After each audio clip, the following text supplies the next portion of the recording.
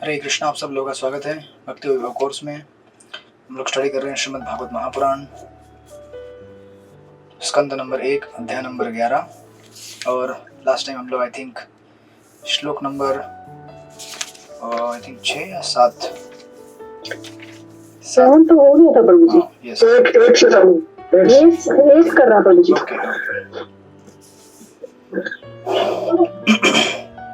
हे ब्रह्मांड के सृष्टा, आप हमारे माता, शुभचिंतक, प्रभु, पिता, आध्यात्मिक गुरु तथा आराध्य देव हैं। हम आपके चरण चिन्हों पर चलते हुए सभी प्रकार से सफल हुए हैं। अतएव हमारी प्रार्थना है कि आप हमें अपनी कृपा का आशीर्वाद देते रहें। तो भगवान श्री कृष्ण अपने धाम में वापस आए हैं और द्वारका में जब वो प्रवेश करते हैं तो उस समय उनको ग्रीट करने के लिए द्वारका के सारे नागरिक सिटीजन्स वहां पे आए हैं और ये सब बातें कर रहे हैं। उसी को आगे बढ़ाते हुए अभी 8वें श्लोक में वो और भगवान का ग्लोरिफिकेशन करेंगे। सखी प्राण टू पढ़िए 8 नंबर का श्लोक। हरे कृष्णा फौजी, दंडवत प्रणाम। दंडवत प्रणाम। अहो सनाथा भवता स्वयदत्यम त्रैविष्टमापामामपि दूरदर्शनम प्रेम स्निग्ध निरीक्षण आननम पश्येम रूपम तब सर्व सौभाग्यम। ओ, यह तो हमारा सौभाग्य है कि आज पुनः आपकी उपस्थिति से हम आपके संरक्षण में आ गए, क्योंकि आप स्वर्ग के निवासियों के यहाँ भी कभी कभी जाते हैं। आपके स्मित मुख को देख पाना हमारे लिए अब संभव हो सका, जो स्निग्ध चितवन से पूर्ण है। अब हम आपके सर्व सौभाग्यशाली दिव्य रूप का दर्शन कर सकते हैं। हरे कृष्ण। तो भगवान का दर्शन प्राप्त करना ये स्वर्ग के निवासियों के लिए भी बहुत कठिन कार्य है और वो हमें बहुत आसानी से मिल रहा है। एक्चुअली भगवान की भक्ति करना बहुत कठिन चीज है और दुर्लभ भी चीज है एक तरह से देखा जाए तो। हालांकि भगवान कहते हैं सुसुखम कर्तुम अव्ययम, लेकिन आप देखेंगे कई बार कि लोग बोलते हैं कि हमें है ना, हमें सब भक्ति नहीं करते क्योंकि ये तो उनका काम है जिनको कठिन जो वेदों में दिए गए मार्ग हैं, अष्टांग और ज्ञान मार्ग, वो मार्ग नहीं जमते, उन लोगों के लिए भक्ति है, भावुक लोगों के लिए भक्ति है, राइट। लेकिन प्रभुपाद के आपने तात्पर्य कई बार पढ़े होंगे। प्रभुपाद कहते हैं कि अगर इतना आसान भक्ति है तो आप फिर क्यों नहीं करके दिखाते, राइट। आप कभी ट्राई कीजिएगा, किसी को अगर बोलेंगे आपकी बैठ के 1 राउंड चैंटिंग करो तो समझ में आएगा कि कितना आसान है भक्ति करना, राइट। एक माला अगर ढंग से ध्यान से कर सका कोई तो समझ जाने का कि उसने पूर्व जन्म में अपने या फिर इस जीवन में पहले कुछ ना कुछ साधुओं का सेवा किया है, भगवान का सेवा करने का प्रयास किया है। उसके फलस्वरूप वो भगवान का नाम सहजता से जप सकता है। हरे कृष्णा कृष्ण कृष्ण हरे हरे, हरे राम राम राम हरे हरे। क्योंकि भगवत भक्ति बहुत दुर्लभ चीज है और उसी तरह से अभी आज हमको क्या है कि श्रील प्रभुपाद की कृपा से सब कुछ एकदम आसानी से मिल गया है, इसलिए हमें कभी ज्यादा फील नहीं होता है कि कितना दुर्लभ है ये, राइट। एक इस्कॉन जैसी एक संस्था हमें मिली है, उसमें भक्तों का संग मिला है, गुरु मिले हैं, वैष्णव मिले हैं, तो फिर हमें लगता है कि ये तो बहुत कॉमन चीज है। नहीं, ये कॉमन चीज नहीं है, ये अनकॉमन चीज है ना। जब सारा समाज एक दिशा में जा रहा हो और हम उसके अपोजिट धारा में अगर चलने का प्रयास करें और ठीक से चल भी सके तो ये बहुत बड़ा आश्चर्य है। जैसे नदी में पानी की जो धारा बहती है, अगर इस तरफ से धारा बह रही है, उसके अपोजिशन में अगर आपको आना है तो आपको बहुत प्रयास करना पड़ता है, नहीं। लेकिन हम लोग वो कर रहे हैं और बड़ी कठिनाई है, लेकिन अच्छी तरह से कर पा रहे हैं। इसका मतलब ये है कि हमारे जो पूर्ववर्ती आचार्य हैं, गुरु हैं और वैष्णव है, उनकी कृपा से हमारे लिए संभव है। तो इसलिए कभी कभी हमें ऐसे श्लोकों का अर्थ समझ में ना आए, लेकिन जैसे यहाँ पे बोल रहे हैं सुत गोस्वामी कि त्रैविष्ट पानाम यानी कि देवताओं को भी अभी दूरदर्शनम बहुत कम दिखाई पड़ते हैं, राइट, जो हमको कंटिन्यूसली दिखाई दे रहे हैं। और आपको पता ही प्रॉपर में लिख रहे हैं कि जब ब्रह्मा जी देवताओं को लेकर श्वेतद्वीप के बाहर जाते हैं भगवान को पुकारने के लिए, तो उस समय भगवान का दर्शन नहीं मिलता है उनको। ब्रह्मा जी केवल आवाज सुनते हैं, भगवान विष्णु बताते हैं कि क्या करना है क्या नहीं करना है और अभी आगे क्या होगा, बस आकाशवाणी सुन लेते हैं और वहां से निकल जाते हैं, राइट। तो ऐसे भगवान का यहाँ पे क्या हो रहा है, कंटिन्यूअस दर्शन हो रहा है। और प्रॉपर यहाँ पे लिखते हैं आगे लास्ट के 3-4 लाइन में, इस श्वेतद्वीप में न तो ब्रह्मा जी नहीं इंद्र जैसे देवता प्रवेश करते, अपितु उन्हें क्षीर सागर के तट पर खड़े होकर क्षीरोदक्षाय विष्णु को अपना संदेश संप्रेषित करना होता है। और प्रभुपाद कहते हैं कि क्षीर सागर मतलब लोकल वैकुंठा प्लेनेट, भौतिक जगत के अंदर का जैसे एम्बेसी रहता है ना, दूतावास। तो अगर कुछ घटना हो गई तो दूतावास में जाकर खबर दी जाती है कि ये देश का है ना, ये पर्टिकुलर दूतावास है। उसी तरह से ये एम्बेसी जैसा काम करता है ना, लोकल वैकुंठा प्लैनेट क्षीर सागर। फिर प्रभुपाद लिखते हैं, अतएव उन्हें यदा कदा ही भगवान के दर्शन हो पाते हैं, लेकिन द्वारका के निवासी किसी प्रकार से सकाम कर्म तथा दार्शनिक चिंतन के भौतिक कल्मश से रहित शुद्ध भक्त होने के कारण भगवत कृपा से उनका साक्षात दर्शन कर सकते हैं। भगवान को प्राप्त करना या फिर उनका दर्शन लेने में बहुत कठिन मार्ग होते हैं, अपनी गीता में पढ़ चुके हैं, है ना। अष्टांग का मार्ग होता है, ज्ञान का मार्ग होता है, कितना माथा पिच्ची करना पड़ता है ज्ञान के मार्ग में। नैति नैति नैति, ये नहीं ये वो, ये नहीं ये वो, ये नहीं ये वो, ये नहीं ये, है ना। तो फिर है क्या, ये समझने के लिए पूरा जीवन जाता है। उसी प्रकार कर्म का मार्ग, लेकिन श्रील प्रभुपाद जैसे भगवान के महान भक्तों ने उसको इस तरह से ब्लेंड करके हमको दिया है। कर्म का मार्ग भी है और ज्ञान का मार्ग भी है, उसमें से जो भी बेस्ट रहेगा उसको यूटिलाइज करो और भगवान का नाम जप करो, क्योंकि सारे स्थितियों का अंतिम उद्देश्य है हमें भगवान के नामों में अपने मन को लगाना है, राइट। जो कि कलिकाल में सबसे आसान तरीका है भगवान को पाना। लेकिन प्रॉब्लम ये होता है कि हमें आसानी से मिल जाता है, इसलिए हम लोग उसको ठीक से ले नहीं पाते हैं। आज अगर हम ठीक से हरिनाम नहीं ले पाते या फिर अगर ठीक से हम भगवान के भक्तों के साथ मिलजुल के रह नहीं सकते, तो उसका कारण क्या है, यही है कि हमें एकदम बड़े फ्री में मिल गया, बड़े आसानी से मिल गया, नहीं। सृष्टिपति प्रभु ये प्रभु जी, हरे कृष्णा प्रभु जी, दंडवत प्रणाम। सब कुछ जब आसानी से मिल जाता है तो ग्रेटिट्यूड नहीं रहता है।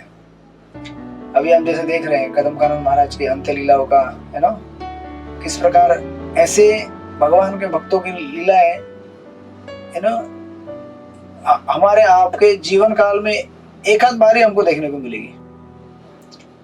आप सोचिए, जैसे भक्ति तीर्थ महाराज जो उस समय थे, उन्होंने भी अपना शरीर, है ना, बहुत ही कम उम्र में छोड़ा था और राधानंद महाराज उनकी सेवा में थे। तो महाराज बताते थे, है ना, उनके साथ बैठकर उनको कथाएं सुनाते थे भागवतम में से, चैतन्य चरितामृत में से, और है ना बातें किया करते थे कई घंटों उनके साथ। तो उनके चेहरे पर जो मुस्कान और जो आनंद था, वैसा आपको एक हट्टे कट्टे और तंदुरुस्त मेडिकली 100% फिट व्यक्ति के चेहरे पे भी नहीं दिखाई देगा, ऐसी प्रसन्नता, राइट। क्योंकि जब जीवन का सबसे कठिन प्रसंग रहता है, और वो है कठिन प्रसंग अपने शरीर को छोड़ना और अपने संसार में जो भी अपनी चीजें बनाई है उसको छोड़ना, उस समय अगर आप खुशी खुशी भगवान का नाम ले सके तो ये क्या है, प्रूफ है कि आपने ठीक से भगवान का भजन किया है, कृतज्ञता के साथ, ग्रेटिट्यूड के साथ, राइट। अदरवाइज ये संभव नहीं है। तो इसलिए यहाँ पे जैसे बोल रहे हैं कि सुदूरदर्शनम अपि दूरदर्शनम, ये बहुत ही दुर्लभ है। उसी प्रकार हम लोगों के लिए भी बहुत दुर्लभ है एक्चुअली भगवान का दर्शन, लेकिन भक्तों की कृपा से, गुरु की कृपा से हमें मिला है, तो हमें वो ग्रेटिट्यूड बना के रखना चाहिए, है ना। अगर वो रखेंगे तो हमारा जपा अच्छा होगा। हरे कृष्णा कृष्ण कृष्ण हरे हरे, हरे राम राम राम हरे हरे। तो ऑफकोर्स न केवल भगवान के भक्त और हमारे आचार्य, लेकिन हमारे घर के परिवार वाले लोग भी हैं, उनका कंट्रीब्यूशन रहा है हमारे जीवन में। उन्होंने हमको अपॉर्चुनिटी दिया है भगवान का सेवा करने के लिए, भगवान का नाम श्रवण करने के लिए, राइट। तो हमें we have to be grateful to each and every person. Then हमको ये दर्शन, जैसे यहाँ पे सुत गोस्वामी कह रहे हैं, भाग्यशाली हम समझेंगे अपने आप को, राइट। फिर उसको आगे और बढ़ाते हुए कहते हैं श्लोक नंबर 9 में, सृष्टिपति प्रभु पढ़िए श्लोक नंबर 9। हरे कृष्णा प्रभु जी, धन्यवाद, प्रणाम। प्रणाम। यर्हि अम्बुज अक्ष अपससार भो भवान कुरून् मधून् वाथ सुहृद द्रक्षया तत्राब्द कोटि प्रतिमः क्षणो भवेद रविं विना क्षण इव नस्तवाच्युत। हे कमल नयन भगवान, आप जब भी अपने मित्रों तथा संबंधियों से भेंट करने मथुरा, वृंदावन या हस्तिनापुर चले जाते हैं तो आपकी अनुपस्थिति में प्रत्येक क्षण हमें करोड़ों वर्षों के समान प्रतीत होता है। हे अच्युत, उस समय हमारी आंखें इस तरह व्यर्थ हो जाती हैं मानो सूर्य से बिछुड़ गई हो। हरे कृष्णा प्रभु जी, धन्यवाद। यस, हरे कृष्णा। तो इस तरह से ये फील कर रहे हैं। ऐसा क्यों फील कर रहे हैं? एक्चुअली लास्ट के वर्ष में एक वर्ड मैंने हाईलाइट करना भूल गया। अहो सनाथ भवतास्म यद्वयम। सनाथ यानी कि स्वामी के संरक्षण में होना, राइट। आपने प्रभुपाद का कई बार ये श्लोक सुना होगा। श्रील प्रभुपाद यमुनाचार्य का श्लोक कई बार कोट करते हैं। भवंत एवानुचरण निरंतरम प्रशांत निशेष मनोरथांतरम कदाहम एकांतिक नित्य किंकर प्रहस्यमिष्यामि सनातम जीवित। ये सुंदर श्लोक है यमुनाचार्य का, स्तोत्र रत्न से निकाला हुआ। तो हम तब तक अनाथ हैं जब तक हम लोग वास्तविक भगवान के पास नहीं पहुंचते, राइट। क्योंकि वही सबके क्या है, आश्रयदाता है। और ऐसे भगवान से जब हम मिलते हैं तब देखिए भाव कैसा है। यहाँ पे जैसे सुत गोस्वामी कह रहे हैं द्वारकावासियों का भाव कि हे कमल नयन भगवान, आप जब भी अपने मित्रों तो संबंधियों को भेंट करने, अभी देखिए इसमें एक इंटरेस्टिंग ट्विस्ट है कि अभी भगवान एक्चुअली है द्वारका में, राइट। द्वारका मतलब प्रीवियसली मथुरा था, बराबर ना। जो मथुरा था वही बाद में द्वारका में कन्वर्ट हो गया। तो अभी अगर इस श्लोक में अगर ऐसा बोलते हैं कि आप जब भी अपने मित्रों तथा संबंधियों से भेंट करने मथुरा, वृंदावन या हस्तिनापुर चले जाते हैं, तो अभी मथुरा जाने का सवाल क्यों है? क्योंकि सारा मथुरा तो वहां शिफ्ट हो चुका था। वृंदावन भी समझ में आता है हमें, या फिर तो एक्चुअली ऑफ कोर्स प्रभुपाद का ये ब्रिलियंस है। प्रभुपाद जब ट्रांसलेट करते हैं तो देखिए कैसे ट्रांसलेट किया है ऊपर, मधुन यानी कि मथुरा और ब्रैकेट में ब्रजभूमि के निवासियों को, राइट। और हमारे आचार्य एक्चुअली जीव गोस्वामी इस चीज को कंफर्म करते हैं। वो कहते हैं कि जब भगवान वृंदावन से बाहर निकले थे तो उन्होंने प्रॉमिस किया था ब्रजवासियों को कि मैं आपको आके वापस मिलूंगा, और ये प्रॉमिस भगवान ने पूरा किया। कैसे पूरा किया? क्योंकि इस श्लोक में जो शब्द बताया गया है कि आप मथुरा चले जाते हैं, अब वृंदावन प्रभुपाद ने यहाँ पे ऐड किया है क्योंकि वो अंडरस्टूड है। कई बार आप लोगों को ऐसा लगता होगा कि प्रभुपाद ने कुछ एक्स्ट्रा ऐड कर दिया, नहीं, वो अंडरस्टूड है। कैसे अंडरस्टूड है? कि भगवान अगर मथुरा में भक्तों को मिलने को जाते होंगे तो मथुरा में किससे मिलने जाएंगे? ब्रजवासियों से मिलने जाएंगे, राइट। अब वृंदावन मथुरा के अंदर है, राइट, मथुरा डिस्ट्रिक्ट में आता है, ब्रजमंडल में आता है। और दैट्स व्हाई जीव गोस्वामी कहते हैं कि ये जो यहाँ पे लिखा हुआ है मथुरा वासियों को मिलने के लिए जाते हैं, बेसिकली प्राइमरीली वृंदावन जो मथुरा डिस्ट्रिक्ट में लोकेटेड है उसको मिलने के लिए जाते थे। उसका अर्थ ये होता है, राइट। इसलिए हमें ये आचार्य से यहाँ पे एक हिडन इंफॉर्मेशन मिलता है कि भगवान एक्चुअली वापस गए मिलने के लिए, राइट। और अगर आप देखेंगे यहाँ पे और आगे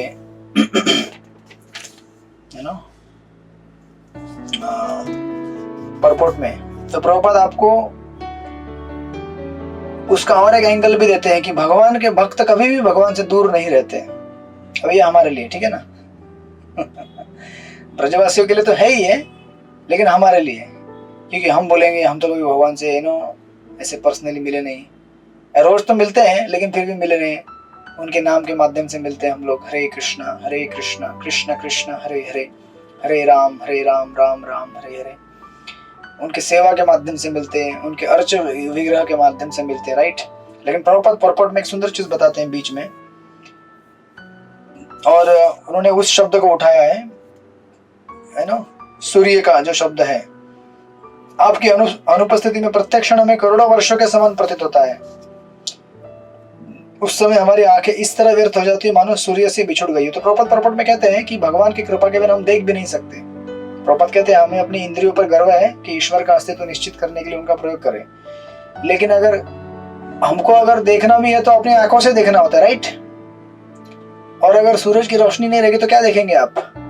ईशोपनिषद में आपने पढ़ा होगा परपट में, प्रभुपाद कहते हैं कि हम कहते हैं कि ये मेरा हाथ है, मैं इसको देख रहा हूँ, लेकिन जैसे यहाँ पे अंधेरा हो जाएगा आप क्या देखेंगे? कौन सा हाथ और कौन कहाँ पे खड़ा है, कैसे है, नहीं देख सकते हम लोग। तो हम लोग कितने कंडीशनड है, कितने डिपेंडेंट है भगवान के ऊपर, है ना।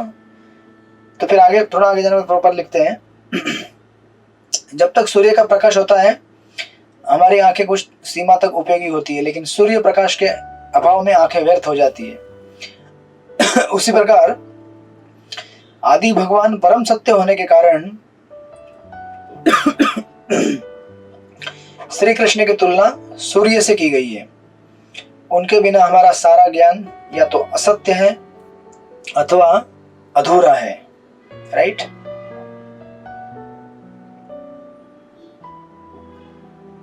जिस तरह से सूर्य का विलोम यानी कि दूसरा पक्ष अंधकार है, उसी प्रकार कृष्ण का विलोम माया है। ये आपने कई बार श्लोक पढ़ा होगा, कृष्ण सूर्य समा माया हुए अंधकार, है ना, जहां कृष्ण तहां नाही माया राधिकार।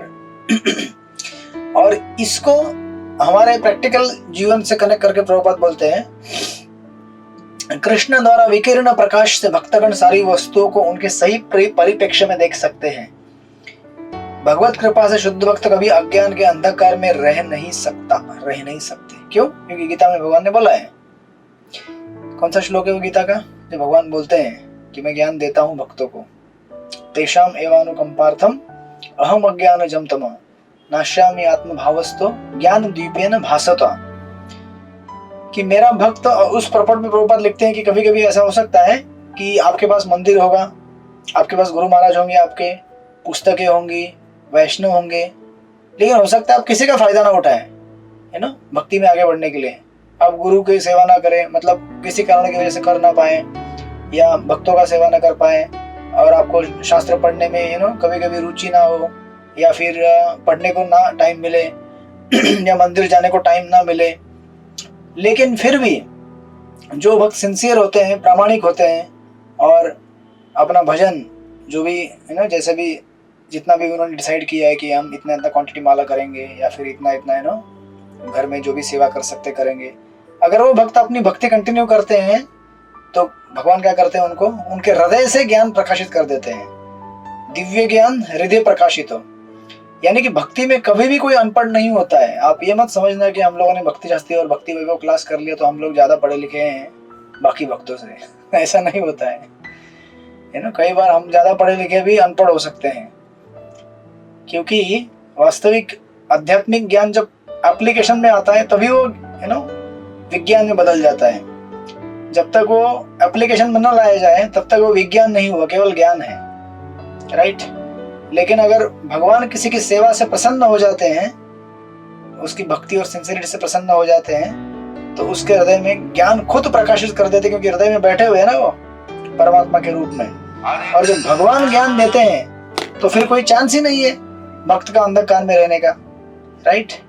इसीलिए कभी हमें सोचना नहीं चाहिए कि भक्त, अरे ये भक्त तो कभी देखा ही नहीं, इसको क्लास में कभी बैठता ही नहीं है, ये भक्त मैंने देखा ही नहीं, कभी किताब पढ़ता ही नहीं है।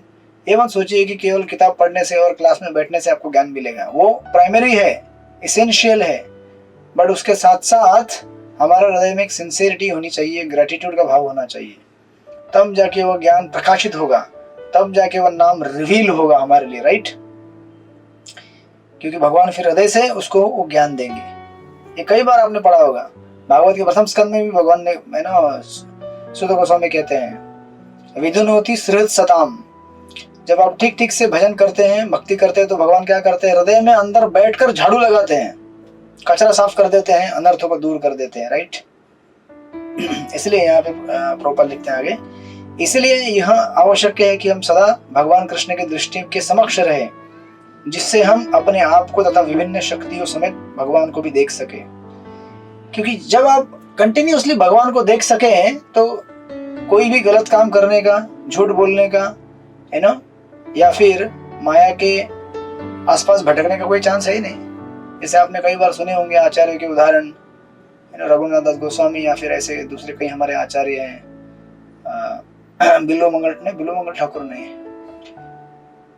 कोई नाम भूल गया मैं, कोई तो आचार्य हैं हमारे जो, या फिर आपने रामानुचार्य की कथाओं में सुना होगा, गोविंदा का स्टोरी सुना होगा, जो रामानुचार्य के भाई थे, तो उनका विवाह कर दिया गया था और फिर रामानुचार्य के मठ में सेवा कर रहे थे गोविंदा, तो काफी समय तक घर नहीं गए। तो उनकी माँ आई और बोली रामानुचार्य को ये घर पे आता ही नहीं है। तो रामानुचार्य बोले अरे गोविंदा तुमको घर जाना चाहिए, जाओ पत्नी के साथ समय बिताओ। तो फिर गए वो और घर जाकर बैठने लगे ना, पत्नी के साथ समय बिताने के लिए कहा, तो घर में बैठकर फिर भागवत पढ़ना चालू कर दिया। रात भर भागवत पढ़ाई किया। बोले भगवान इतने सुंदर है, भगवान ऐसे हैं, भगवान इतने कृपाशाली है, भगवान इतना प्रेम करते हैं अपने भक्तों से। तो अगर कोई व्यक्ति कंटिन्यूअसली भगवान को हर समय देख सकता है और देख रहा है, तो फिर वो भगवान के अलावा और किसी से प्रेम कैसे कर सकता है। इन द सेंस कि प्रेम मतलब सभी से प्रेम है, लेकिन किसी को अपने निजी स्वार्थ के लिए कैसे उसको यूज कर सकता है, कर ही नहीं सकता। वो उसे फिर भगवान की सेवा में ही लगाएगा, राइट। आज हम इस संसार की बहुत सारी चीजों को अपना समझते हैं, उसके ऊपर अपना मालिकाना हक दिखाते हैं, या फिर सोचते हैं कि ये मेरी इंद्रिय तृप्ति के लिए बना हुआ है। ऐसा इसीलिए क्योंकि हम उस चीज को भगवान के, है ना, दृष्टि से नहीं देख पा रहे हैं, या फिर शास्त्रों के दृष्टि से नहीं देख पा रहे हैं कि ये वस्तु मेरे लिए नहीं बनी हुई है। ये वस्तु किसके लिए बनी हुई है, भगवान, है ना, उनकी सेवा के लिए बनी। जैसे उस दिन भागवतम क्लास में हमारे यहाँ पे प्रभु जी कह रहे थे, यू नो, वो कह रहे थे कि एक क्रिश्चियन नन, सॉरी वो तो ग्रुप में मैंने डाला था इनका, या अमोघ लीला प्रभु का मैंने क्लिप सुना था, वो सुंदर। आपने पढ़ा, सुना कि नहीं पता नहीं, मैंने सुना, आपने नहीं सुना? बहुत सारे क्लिप आते रहते हैं, अभी क्या क्या सुनेंगे, क्या क्या पढ़ेंगे। मैंने सुना है प्रभु जी। हाँ, शोभा पढ़न के माता जी ने पढ़ ली, आप वन रास्ते में हैं। बाकी लोग बोलेंगे हम लोग तो जॉब पे रहते हैं, घर गृहस्थी का काम चलते रहता है, अभी हम क्या क्या सुनेंगे, क्या क्या पढ़ेंगे। बरसाना के माता जी आपने सुना लगता है? हाँ प्रभु जी सुना। तो क्या बताया प्रभु जी ने, बताइए, आप ही बताइए। ये बुक्स, अगर हम आचार्यों की बुक्स नहीं पढ़ते तो हम उनका अपमान करते हैं। अच्छा हाँ, वो एक क्लिप थी और एक क्लिप थी, ज्यादा हो गई उस दिन क्लिप। आज बहुत बेचैन हो रहे हैं फोन वाले लोग, कोई व्हाट्सएप कॉल कर रहा है, कोई बार बार फोन कर रहा है। तो वो ऑफ कोर्स जस्ट टू, है ना, फास्ट फॉरवर्ड, वो एक क्रिश्चियन नन कहती है कि आपके कृष्ण कैसे यहाँ इतने सारे, है ना, औरतों के साथ उन्होंने विवाह किया, तो ऐसे भगवान को कौन पूजेगा, मतलब ऐसे ही भगवान होते हैं क्या, ये तो व्यभिचार करने जैसा हो गया। तो फिर उनके क्रिश्चियनिटी में भी जीसस को अपना सर्वे सर्वा मानते हैं जब नन्स, क्योंकि वो तो भगवान को नहीं मानेंगे सब कुछ, तो किसको मानेंगे। तो उनके लिए जीसस है, हमारे लिए कृष्ण है। तो उन्होंने कह दिया कि, है ना, कि आपके इसमें भी लिखा हुआ है, आप खुद बोलते हैं, प्रेयर करते हैं वो, है ना, नन बनने के पहले, कि जीसस हमारे लिए, है ना, पति है, सब कुछ है।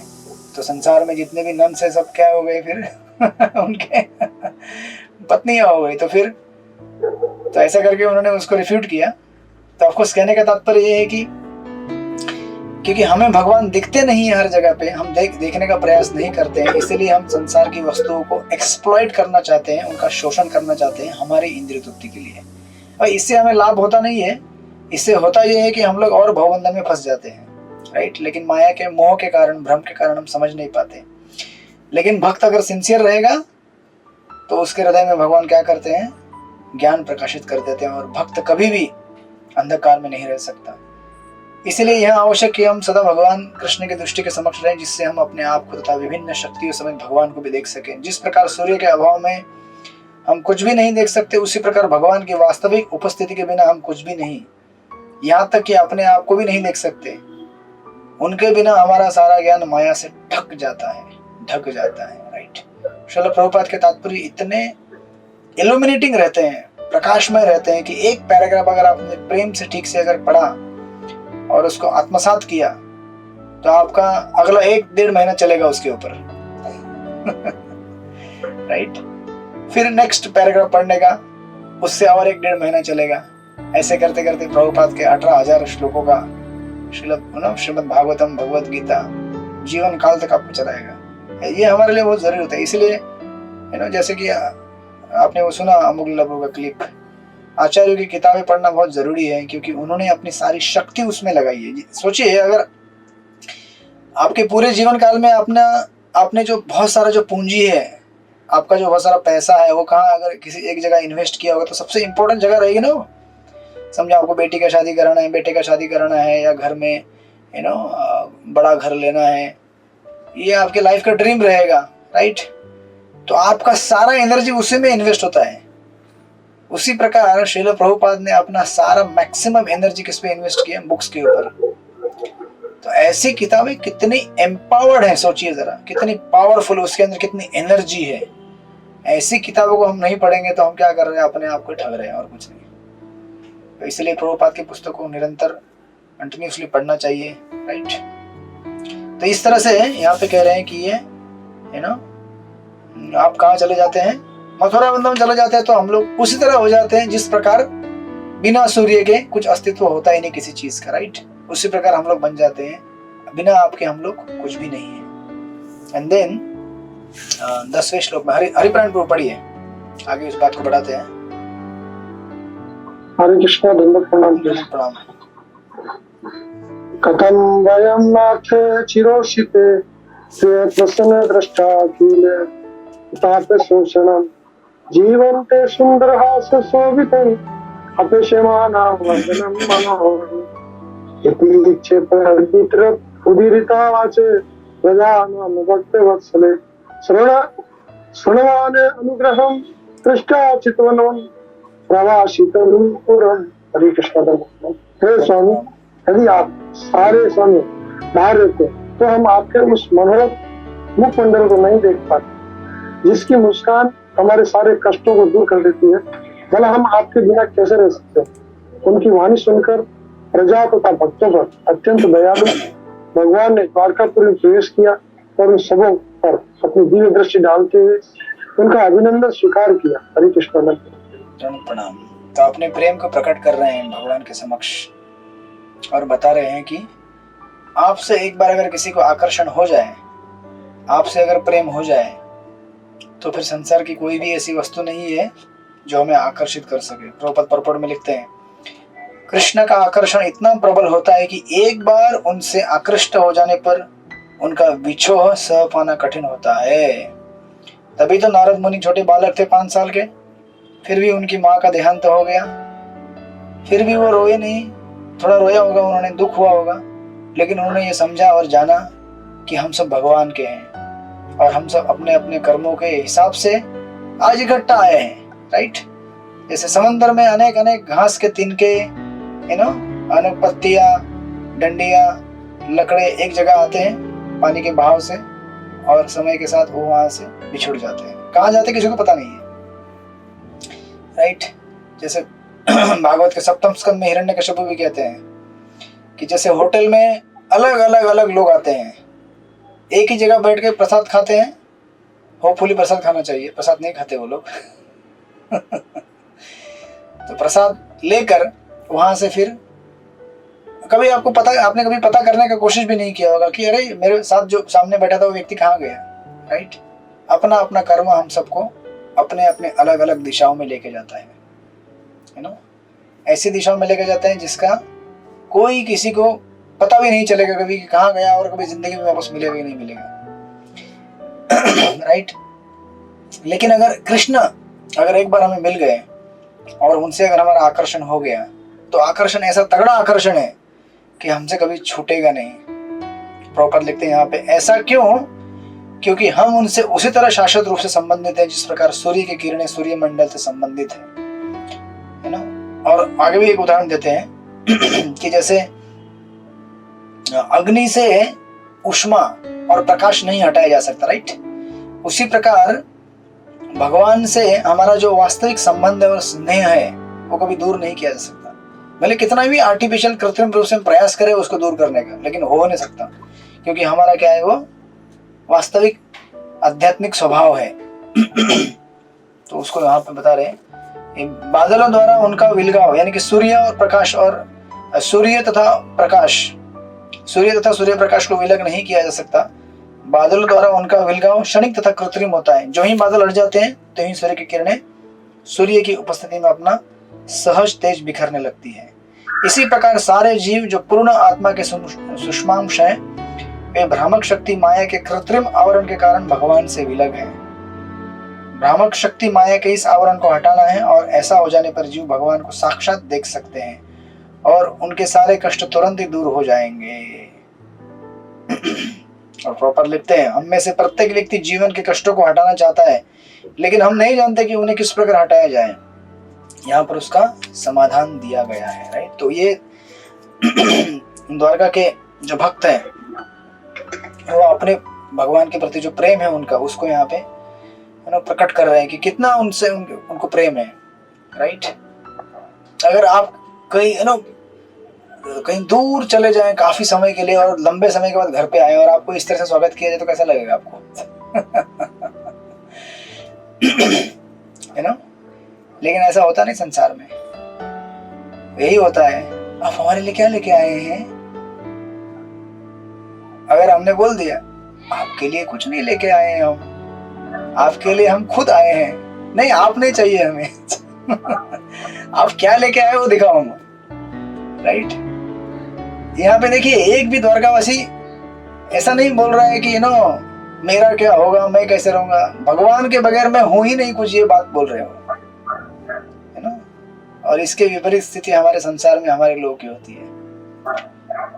ऐसा तो ये इतना रिफाइंड कल्चर है देखिए भागवतम का, कि व्यक्ति अगर घर में आए तो उसे कैसे वेलकम करना है, कैसे बात करना चाहिए, है ना? आप कई बार पढ़ेंगे, तृतीय स्कंद में आप पढ़ेंगे, बाद में या दशम स्कंद में पढ़ेंगे, है ना? जब घर में कोई गेस्ट आता है तो उसको पहले बिठाया जाता है, पानी पिलाया जाता है, उसको अच्छा सा भोजन दिया जाता है, रेस्ट करने के लिए बोला जाता है, उसके बाद पूछा जाता है कि भाई किस काम से आए हो। यहाँ पर तो आते ही क्या काम है भैया, अंदर आओ क्या, थोड़ा में पानी भी नहीं पिलाओगे, थोड़ा शरबत बिरबत कुछ बैठने के लिए जगह दोगे, नहीं काम क्या है?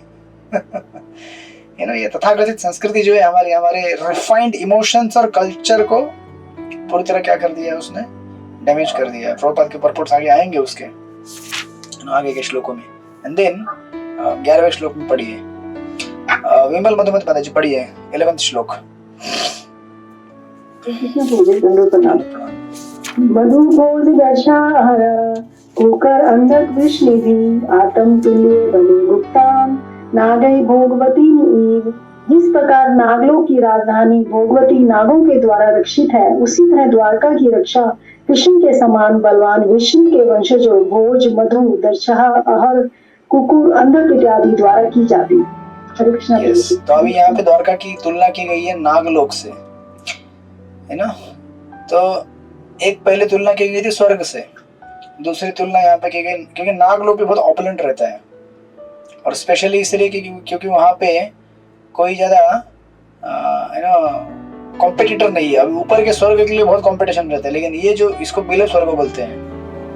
और प्रभुपाद लिख रहे पढ़ में कि लेकिन उस लोक का अंधकार, मतलब वहाँ पे सूर्य नहीं है, लेकिन वहाँ सर्पों के सर पर जो मणि रहते हैं उससे प्रकाशमय हो जाती है वो जगह। प्रभुपाद एक जानकारी दे रहे हैं और कहते हैं कि वहां पर नागों के भोग विलास के लिए सुंदर उद्यान, सरोवर आदि हैं, राइट? एंड देन 12वें श्लोक में अनुकंपा शक्ति माता जी पढ़िए।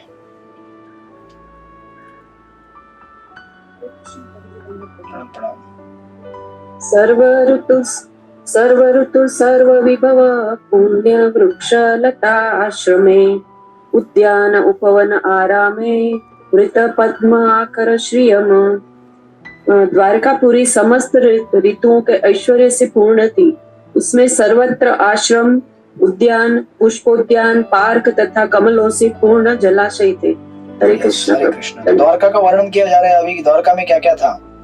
प्रभुपाद के परपट हमारे लिए हमेशा आई ओपनर रहते हैं। प्रभुपाद परपट में लिख रहे हैं, है ना, मानव सभ्यता की पूर्णता प्रकृति के वरदानों का सदुपयोग उनके सहज रूप में करने से संभव बनाई जा सकती है। सुंदर तरह से लिखते हैं कि जैसा कि द्वारका के ऐश्वर्य के वर्णन से प्रकट है, उसके चारों ओर पुष्पोद्यान तथा फलों के बगीचे थे और जलाशय थे जो कमलों से परिपूर्ण थे। यहाँ पर किसी मिल तथा कसाई घर के बल पर चलने वाली फैक्ट्री का उल्लेख नहीं है जो कि आधुनिक महानगरों के लिए आवश्यक के साथ सामग्री है। आज अगर कोई फैक्ट्री बंद पड़ गई तो हो गया काम हमारा तमाम। हम लोग इतने इंडिपेंडेंट है इन चीजों के ऊपर कि एक चीज अगर आगे पीछे हो गई तो पूरा चेन खराब हो जाता है। अगर पेट्रोल आगे पीछे हो गया तो उसके साथ साथ सारे दाम बढ़ जाएंगे आपके, क्योंकि ट्रांसपोर्टेशन पेट्रोल से होता है, राइट। तो आगे प्रभुपाद लिखते हैं, फिर भी आधुनिक सुसंस्कृत मनुष्य के अंतःकरण में भी प्रकृति के वरदानों का उपयोग करने की रुचि बरकरार है, क्योंकि वो हमारा नेचुरल स्वभाव है। कई बार मैं आगे पहले भी आपको बताया था, हमेशा हमको ऐसा लगता है कि ऐसे कई जगह भी घूमने जाए जहाँ पे पेड़ पौधे हो, राइट, सुंदर बगीचे हो, उद्यान हो, पंछी जहाँ पे उड़ रहे हो, झरने बह रहे हो, ऐसे जगह हमको घूमने के लिए इच्छा क्यों होती है? कभी प्रश्न आया है आपको? कभी आया प्रश्न ऐसा? क्यों इच्छा होती है ऐसी? चची किशोरी माता जी, ऐसी इच्छा क्यों होती है हमको? हरे कृष्णा। मन को अच्छा लगता है। हाँ, मन को अच्छा लगता है, क्योंकि ये हमारा मतलब मैं ऐसा सोचता हूँ हमेशा क्योंकि हम लोग जहाँ ओरिजिनली रहे हैं आध्यात्मिक जगत में, वो जगह ही ऐसी है जहाँ पे उद्यान है, पंछी उड़ते हैं, झरने बहते हैं, कमल के फूल खिले हुए हैं। हम लोग उस ऐसी जगह में रहने के आदी हैं। स्पेशली गोलोक वृंदावन, अगर हम वहां से आए हैं तो पता नहीं कौन कहाँ से आया है लेकिन गांव की तरफ कभी जाते हैं ना, ऐसा लगता है वृंदावन की तरफ आ गए, है ना। सुंदर नदियां बहती हैं। अभी इवन यहाँ आउटस्कर्ट में जाता हूँ मैं, खोपोली के उधर वहाँ एक डैम है, उधर से पानी छोड़ते हैं और नदी बहती है। क्या लगता है वो नज़ारा, ऐसा लगता है वहीं बैठ के जब कर लूं, लेकिन रिटर्न आना होता है। नदी के किनारे बैठो, भागवत पढ़ो। एक बार मेरे को ऐसा मौका आया था, कहाँ गया था मैं, तुलसीदास जी का कौन सा गांव है मध्य प्रदेश में, कौन सा जगह है वो, चित्रकूट। ज्यादा रामायण पढ़ते नहीं ना हम लोग, इसलिए कृष्ण वाले हैं लेकिन एक बार हमारा यात्रा गया था चित्रकूट IOS का, यूथ का, तो मेरा सेवा लग गया था कुकिंग का। तो अभी मैं यात्रा में पार्टिसिपेट नहीं करता था, अपना कुकिंग सुबह कर लेता था 10-11 बजे तक। और फिर मंदाकिनी गंगा नदी थी, वहां से थोड़ा नदी में बाजू में, वहां जाके बैठता था। रामायण की बुक ले ली थी, गीता प्रेस की, वो पूरा खंड पढ़ के निकाला था मैंने वहां बैठ के। 3-3, 4-4, 5-5 घंटे बैठ के इतना आनंद आता था, इतना आनंद आता था। कोई एग्जाम नहीं है कोई प्रेशर नहीं है, कोई इंटेलेक्चुअल एनालिसिस नहीं करना है, कुछ नहीं, केवल रिलिश करते रहो। भागवतम को पढ़ो या फिर रामायण को पढ़ो। आज तक मुझे याद है वो 3-4 घंटे रोज, लगभग 1 हफ्ता तक। सुंदर मंदाकिनी गंगा बह रही है, बाजू में घास, पेड़ पौधे, इतना सुंदर रम्य लगता था, मतलब मन अति प्रसन्न हो जाता था उस केवल वहां बैठने से, है ना। जस्ट आपको बताया, याद आया इसलिए तो ऐसा इसीलिए क्योंकि हम लोग का स्वभाव है ऐसे जगहों में रहने का। अब इसलिए देखिए प्रभुपाद परपट में इसको कनेक्ट करते हैं। प्रभुपाद कहते हैं कि इसीलिए आजकल जो बड़े बड़े लोग रहते हैं ना, बड़े बड़े मतलब जिन्होंने ज्यादा इकट्ठा किया है आमदनी पैसा, वो लोग अपने घर ऐसे जगह पे बनाते हैं जहाँ पे बहुत सारे बगीचे हैं, गार्डन है, फाउंटेन है। लेकिन उसका कॉन्ट्रास्ट प्रभुपाद देते हैं, कहते हैं कि आधुनिक सभ्यता के अग्रणी अपने निजी आवासों को ऐसे स्थानों में बनाते हैं जहां सुंदर बगीचे तथा जलाशय हो, लेकिन सामान्य व्यक्तियों को वे पार्कों तथा बगीचों से रहित दम घोटू स्थानों में रहने के लिए छोड़ देते हैं। That's the fault of modern civilisation, कि 2-4 आदमी बहुत सारा कमा लेते हैं, किसके बल पर? हजारों हजारों लाखों लोगों के बल पे, राइट। ये आधुनिक सभ्यता का इतना इम्बैलेंस है, राइट। लेकिन यहाँ पर हमें द्वारकापुरी का सर्वत्र भिन्न वर्णन प्राप्त होता है। ऐसा लगता है कि सारा धाम ऐसे उद्यानों तथा पार्कों एवं कमलों से परिपूर्ण जलाशयों द्वारा घिरा हुआ था, राइट। ऐसा लगता है कि सारे लोग प्रकृति द्वारा प्रदत्त फूलों तथा फलों पर निर्भर थे और वहां ऐसे उद्योग नहीं थे जो गंदी बस्ती तथा झुग्गी झोपड़ियों बढ़ावा देते हैं। सभ्यता की प्रगति का अनुमान उन मिलों तथा फैक्ट्रियों की बढ़ोतरी से नहीं लगाया जाता जिनसे मनुष्य की कोमल भावनाएं विनष्ट होती है। देखिए कितना, अब देखिए जैसे सची किशोरी माता जी ने कहा ना, वो पॉइंट यहाँ पे प्रभुपाद कनेक्ट करते हैं। कहते हैं कि जिनसे मनुष्य की कोमल भावनाएं विनष्ट हो जाती हैं, जहाँ पे कंटिन्यूस साउंड चलता है, घर घर घर घर घर घर मशीन गाड़ियां चलती हैं, हवा पेट्रोल निकलता है, गैस उड़ता है, यू नो, कसाई खाने हैं जहाँ पशुओं की निर्मम हत्या की जाती है, उनके मानसिक पीड़ा के वाइब्रेशंस हवा में घूमते रहते हैं, है ना, जहाँ पे लोगों का शोषण होता है।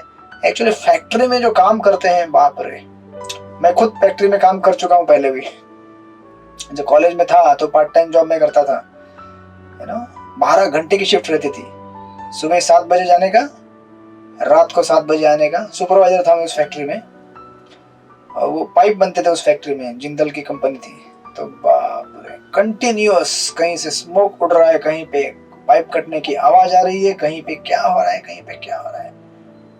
12 आवर्स, अभी 12 घंटे अगर आप इस तरह से एक जगह पे काम करेंगे तो फिर कितना आपका मन, मतलब यू नो, जो मन की जो स्वाभाविक नॉर्मल स्थिति है वो पूरी तरह से बिखर जाती है। अभी आप लोग करते होंगे, करना पड़ता है जॉब आजकल, है ना। बहुत सारे लोग ऐसी सिचुएशन को फेस करते होंगे, लेकिन मैंने तो प्रैक्टिकली किया। और एक जगह पे मैं था, एक जगह पे, है ना, हाँ, वो 10वीं के टाइम में मैं यहाँ से, मतलब गांव से आया था बॉम्बे। 10वीं क्लास जब मैंने पास की थी तो वैसे छुट्टियों में भाई के पास, तो उस समय मेरा एक होटल में, यू नो, छोटा मोटा जॉब था, ऐसे चाय को ये करने का, डिस्ट्रीब्यूट करने का। तो एक फैक्ट्री थी, उस फैक्ट्री में अपना ये रहता है ना, क्या बोलते हैं उसको, फटाके की दारू बनती है, जो फायरवर्क्स की। तो वो फैक्ट्री के अंदर के सारे लोग जितने भी काम करते थे, अंदर पूरे खुले में, उनके पूरे बॉडी में पूरा वो फायरवर्क्स का जो दारू रहता ना, पूरा लगा रहता था। और जो ऑफिसर लोग रहते थे उनके लिए केबिन था एसी वाला, वो लोग अंदर बैठते थे। तो वो मुझे बाद में भागवतम पढ़ने के बाद तो कॉन्ट्रास्ट समझ में आता था कि क्या चलता है। और उन लोगों को ड्यूटी खत्म होने के बाद चाय तो सब लोग पीते थे, है ना, लेकिन एक केला और एक सोडा का बोतल दिया जाता था, गुड़। किस लिए? क्योंकि दिन भर जो इतना केमिकल लिया है उसको निकालने के लिए वो केला और गुड़ कुछ तो काम करता है, उसको डिटॉक्सिफाई करने का। सोचिए 8-8 घंटा उस मिल में इस तरह से काम करके लोगों का क्या हालत होता होगा। बट हमने सभ्यता ऐसा बना दिया है कि अभी उससे हम छूट भी नहीं सकते, हम डिपेंडेंट हो गए उसके ऊपर। और इसका परिणाम क्या होता है, देखिए प्रभुपाद लिख रहे हैं कि जिससे मनुष्य की कोमल भावनाएं विनष्ट हो, अपितु तो मनुष्य में प्रबल आध्यात्मिक प्रवृत्ति के विकास से लगाया जाता है, जिनसे उन्हें भगवत धाम वापस जाने का अवसर प्राप्त हो सके। फैक्ट्रियां तथा मिलों का विकास उग्र कर्म कहलाता है, और ऐसे कर्म से मनुष्य तथा समाज की सुकोमल भावनाओं का क्षय होकर असुरों का कारागार बना देती है। और ये कारण है आज के लोगों में डिप्रेशन का, यू नो, मानसिक तनाव, डिससेटिस्फैक्शन। ऐसा नहीं है कि आज के पहले लोग ज्यादा भोग विलासी थे और इसीलिए संतुष्ट थे, ऐसा कुछ नहीं था। आज से 1000 साल, 100 साल पहले अगर देखेंगे तो लोग बहुत सिंपल लाइफ जीते थे, है ना। पति पत्नी भी थे तो घर में केवल रात को एक बार कभी मिलने का उन्हें मौका मिलता था। ऐसे जॉइंट फैमिली में सिस्टम था कि पति पत्नी भी दिन भर एक दूसरे मिल नहीं पाएंगे, लेकिन फिर भी वो लोग सेटिस्फाइड थे। आज तो लोग कहते हैं कि हमें अलग से रहना तो पहले से ही, यू नो, हमें प्राइवेसी चाहिए, हम लोग एंजॉय करना चाहते हैं। इस तरह से इंद्रिय तृप्ति करके कोई सुखी नहीं होता है, क्योंकि इंद्रिय तृप्ति हम जितना करेंगे उतना हम असंतुष्ट रहेंगे, राइट। जबकि अगर हम प्रकृति की गोद में रहेंगे, भगवान के आश्रय में रहेंगे तो हम संतुष्ट हो सकते हैं, राइट। इस तरह से ये आधुनिक सभ्यता का ये सुंदर वर्णन प्रभुपाद करते हैं। ऑफ कोर्स फास्ट फॉरवर्ड, आगे प्रभुपाद एक चीज कहते हैं कि पूरा जो द्वारका था वो कैसा था, फलों फूलों से भरा हुआ था, पेड़ों से। लेकिन आजकल कैसे पेड़ लगाए जाते हैं, आपने देखा है रोड के साइड में कौन से पेड़ लगाते हैं, जिसको कोई फल भी नहीं आता है, फूल भी नहीं आता है। और एक पेड़ है, मुझे पता है महाराष्ट्र में आपने कई बार देखा होगा, ऑस्ट्रेलियन बाबुल करके, सुना आपने बरसाना किशोरी माता जी, ऑस्ट्रेलियन बाबुल। उसके पत्ते न तो गाय खाती है ना उसकी लकड़ी किसी काम में आती है, बेकार पेड़ है, लेकिन वही लगाते हैं, प्रचुर मात्रा में लगाया जाता है वो पेड़। ऐसे पेड़ लगाते हैं जिसका ना तो फल मिलेगा आपको, ना फूल मिलेगा, ना लकड़ी काम में आएगी। क्यों? कोई आंसर नहीं किसी के पास। प्रभुपाद लिखते हैं, आधुनिक सभ्यता में ऐसे अपवित्र वृक्षों को सड़क के दोनों किनारों पर रोपा जाता है। मानव शक्ति का सदुपयोग सुकोमल भावनाओं के विकास के लिए होना चाहिए, जिससे आध्यात्मिक ज्ञान प्राप्त हो सके और इसी में जीवन का समाधान प्राप्त होता है। अब देखिए सुंदर स्टेटमेंट प्रभुपाद का। अब ये आप पढ़ेंगे तो पक्का आप गार्डन में घूमने चले जाएंगे कल या अभी इसके बाद कितना इंपॉर्टेंट है कि प्रभुपाद के परपोर्ट्स इतने सुंदर हैं, और खास करके फर्स्ट कैंटो के परपोर्ट्स सारे पॉइंट्स कैटर करते हैं। इसलिए प्रभुपाद ने कई बार कहा है कि अगर मेरे पुस्तकों का अगर गहन संदेश प्राप्त करना है तो प्रथम स्कंद में मैंने सब कुछ दिया ऑलमोस्ट।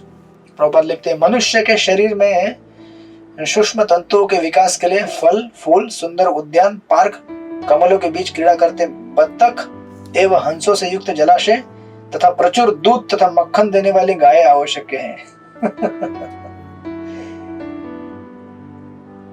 तो तब हमारा ब्रेन डेवलप होगा। दिन भर 24 घंटा मोबाइल में रहेंगे, खाली वो उंगली घूमती रहती है, कभी ऐसे कभी ऐसे कभी ऐसे कभी ऐसे, बेचारा हाथ भी दुख जाता है, दिमाग खराब हो जाता है, डेटा खत्म होता है, पैसा खर्च होता है, कुछ लाभ नहीं होता है, केवल हानि होती है, दिमाग में कचरा भर जाता है पूरा कंप्लीट।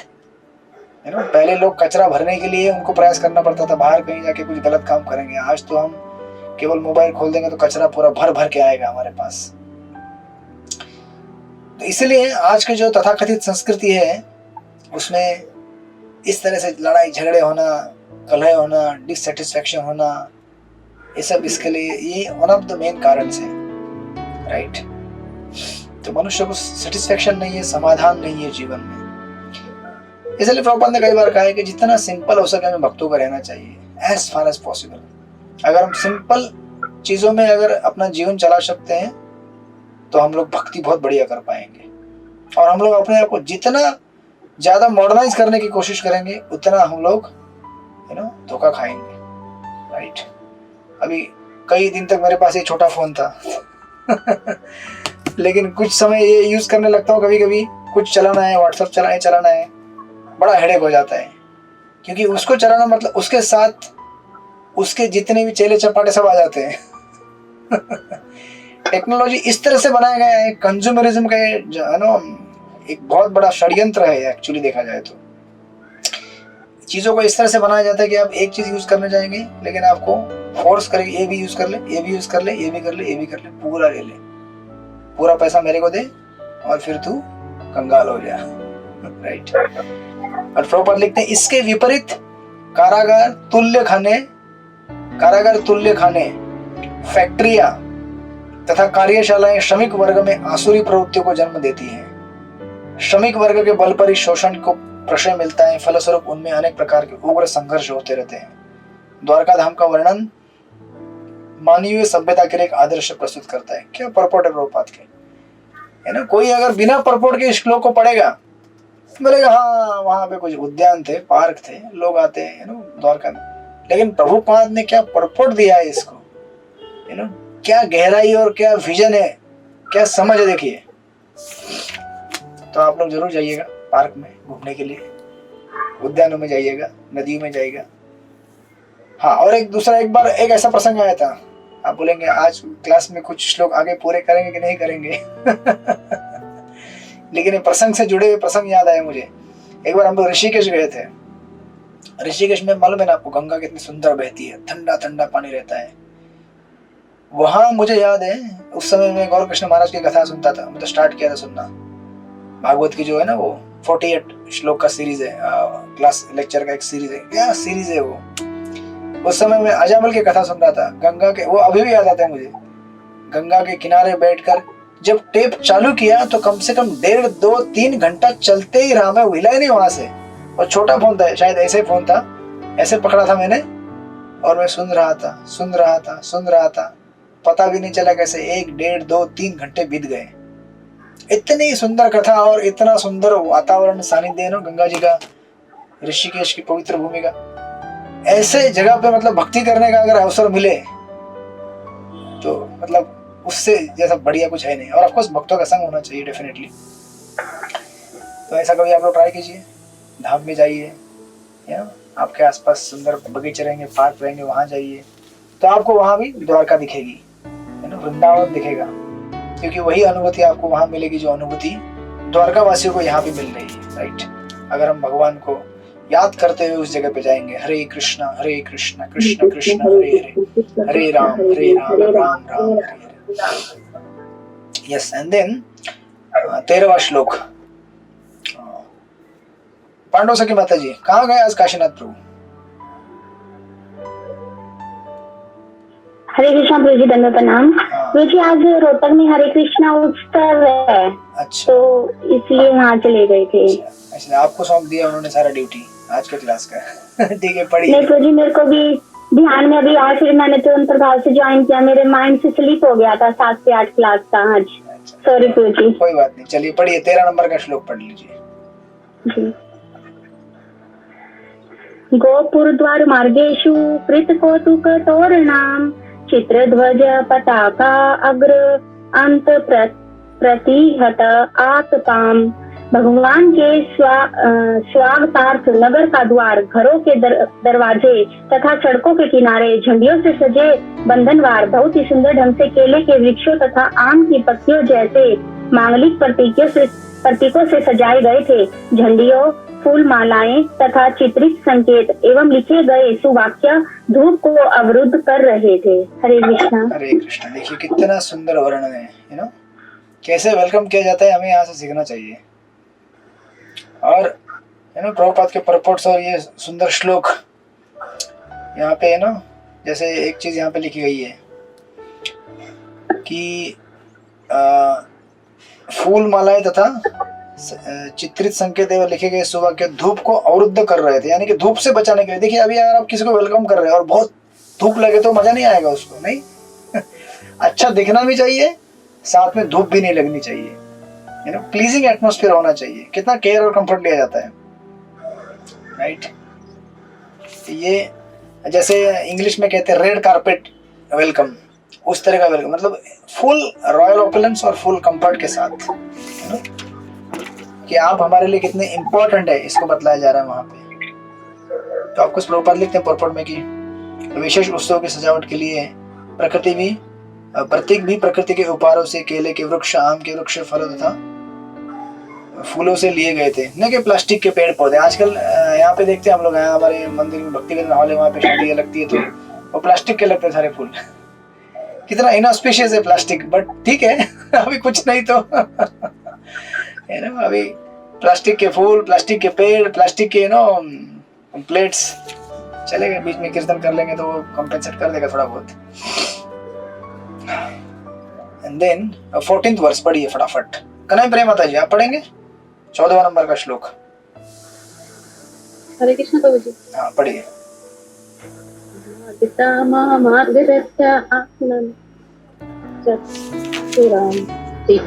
गंधे चले उत्तम फलम पुष्प अक्षपम अंकुरे। राजमार्गों, गलियों, कूचों, बाजारों तथा चौकों को खुली बार झाड़ बुहार कर सुगंधित जल से सींचा गया था और भगवान का स्वागत करने के लिए सर्वत्र फल फूल तथा अक्षत अंकुर बिखेरे गए। यस, हरे हरे कृष्ण। प्रभुपाद परपट में लिखते लास्ट की लाइन में, लास्ट 3 लाइन में, भगवान का स्वागत करने के लिए इन फलों को अक्षत अंकुरों के साथ सार्वजनिक स्थलों पर बिखेर दिया गया था। अक्षत बीज व अंकुर शुभ माने जाते हैं और उत्सव के दिन में हिंदू लोग आज भी इनका प्रयोग करते हैं, राइट। तो पूरा साफ सफाई किया गया था, सेंट माना गया था। एंड देन 15th वर्स, 15वां श्लोक पढ़िए। शशि किशोर माता जी पढ़िए 15वां श्लोक। हरे कृष्णा। दंडवत प्रणाम। द्वारी द्वारी द्वानां च दधि अक्षत फलेक्षुभिः अलंकृतां पुण्य कुंभे बलिभिः धूपदीपके।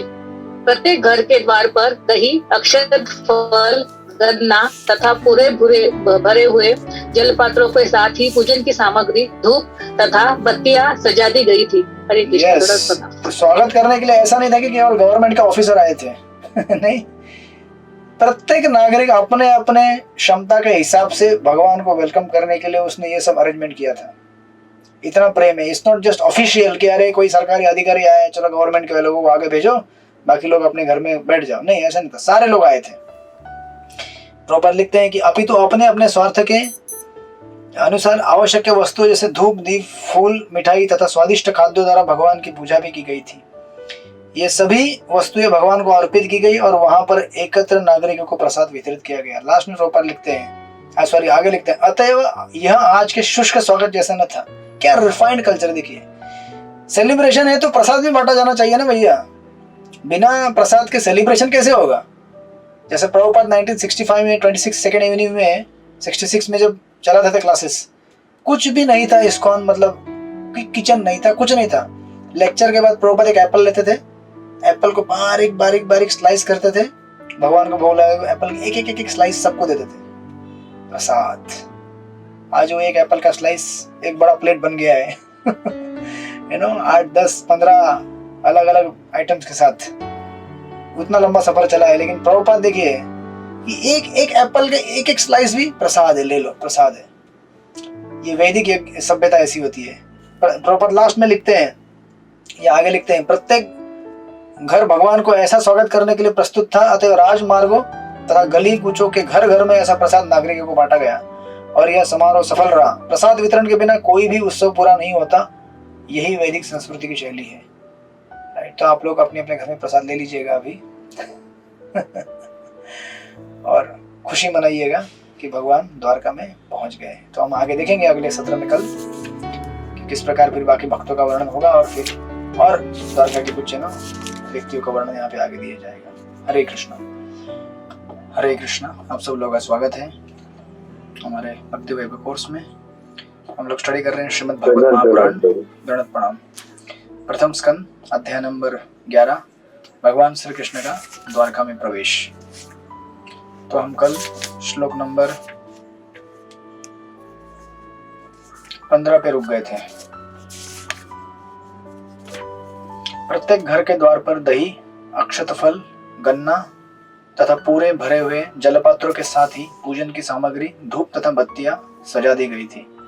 इस प्रकार भगवान श्री कृष्ण का स्वागत करने के लिए न केवल प्रशासकीय अधिकारी बल्कि द्वारका का प्रत्येक नागरिक उनके स्वागत के लिए हाजिर था और अपने अपने सामर्थ्य के हिसाब से भगवान के लिए जो भी भेंट वस्तुएं लेके आ सकते हैं उनको लेकर वहां पे वो मौजूद थे।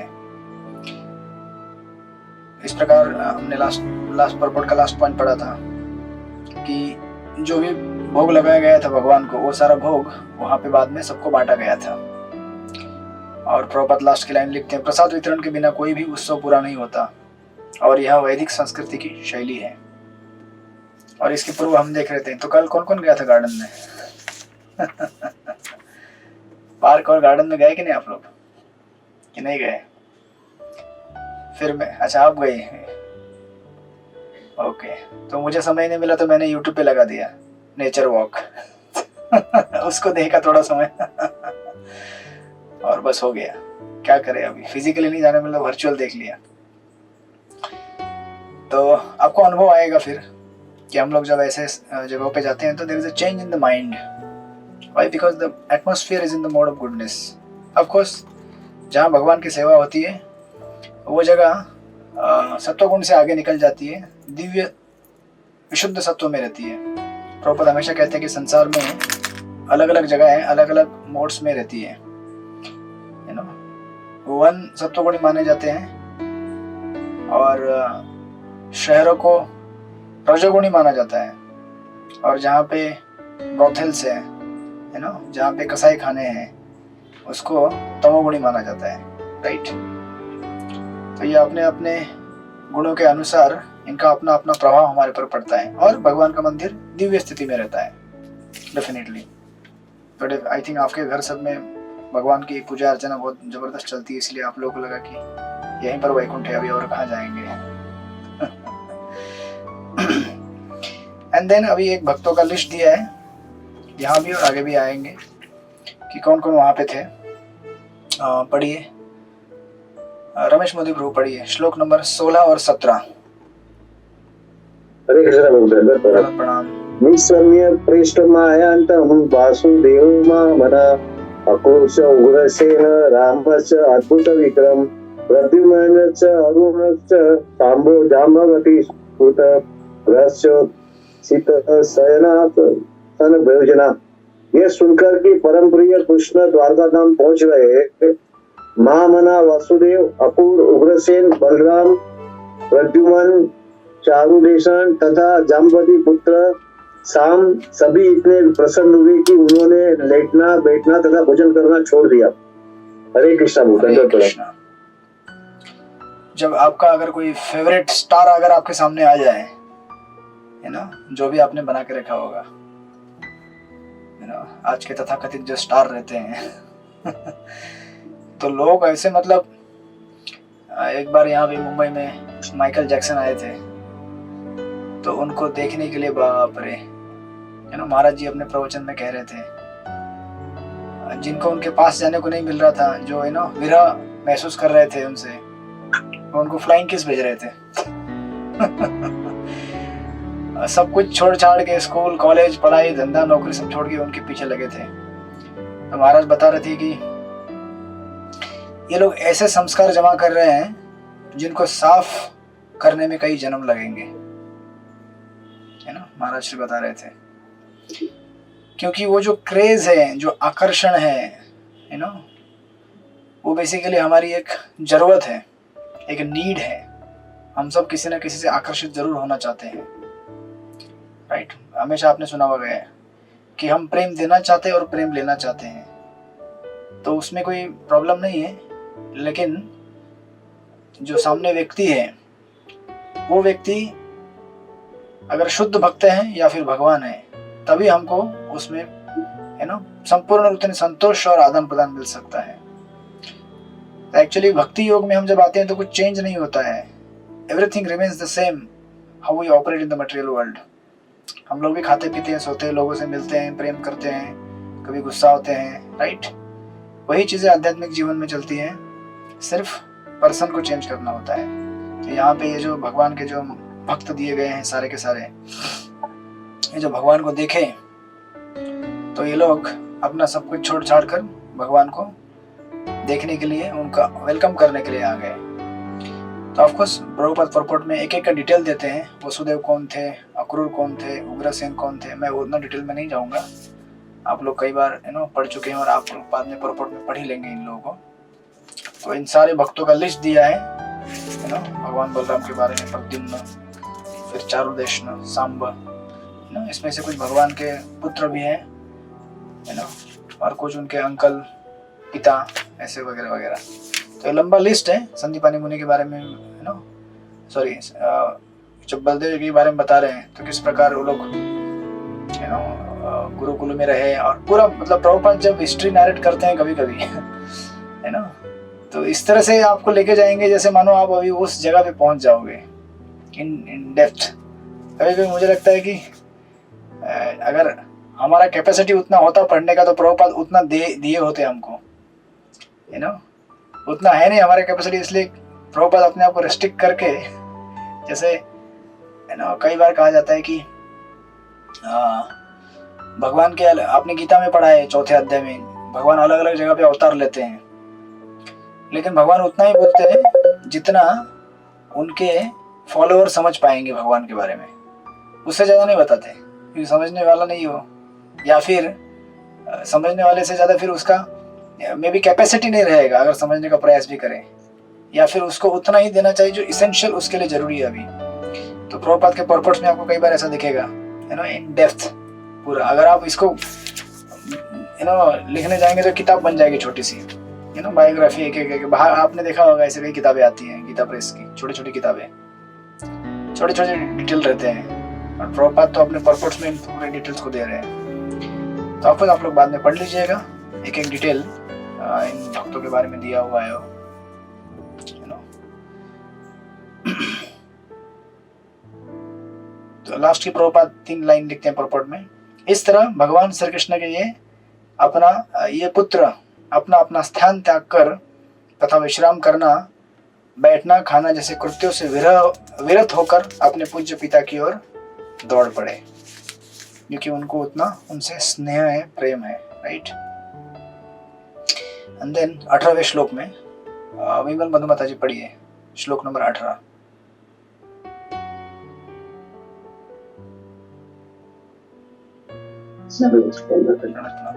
वारन इंद्रम पुरस्कृत्य ब्राह्मणेषु सुमंगले शंख त्रुयेति निनादेन ब्रह्म घोषेन च आदृता प्रति उग्जमु रथे दृष्टा प्रणयागत साध्वसा।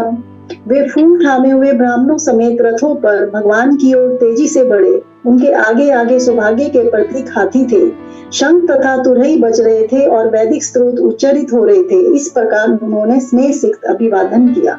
हरे कृष्णा। प्रभुपाद पर्पट में लिखते हैं, किसी महापुरुष के स्वागत की वैदिक विधि से सम्मान का वातावरण उत्पन्न होता है, राइट, जो आगंतुक के लिए स्नेह तथा सत्कार से पूर्ण होता है। ऐसे स्वागत का शुभ वातावरण उपयुक्त साज सामग्री पर निर्भर करता है, जिसमें शंख, पुष्प, धूप, सजे हुए हाथी तथा वैदिक साहित्य के स्त्रोत का पाठ करते हुए योग्य ब्राह्मण सम्मिलित होते हैं। ये सब सामग्रियां हैं जो ऑस्पिशियसनेस क्रिएट करती हैं, यू नो, किसी व्यक्ति के जब हम वेलकम करते हैं और या फिर उनको हम ग्रीट करते हैं।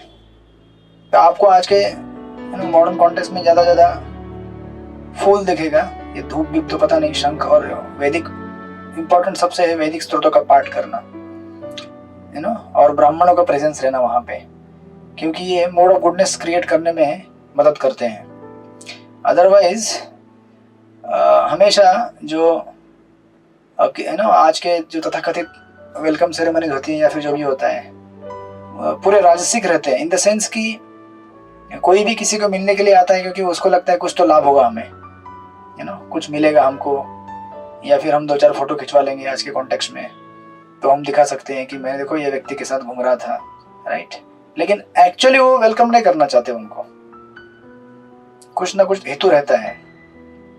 लेकिन वैदिक काल में देखिए किस प्रकार कितने सिस्टमेटिकली उन चीजों को फॉलो किया जाता था। स्वागत का ऐसा कार्यक्रम स्वागत करता तथा स्वागत किए जाने वाले दोनों की निष्ठा से पूरित होता है। एंड देन 19वें श्लोक में फिर आगे बताते हैं, पांडुसु की माता जी पढ़िए 19 नंबर। हरे कृष्ण प्रभु जी, दंड प्रणाम। बार मुख्यास्य सतशो योनस्त दृशनोत्सुका लतस्कुंडल निर्भात कपोल बदन श्रिया।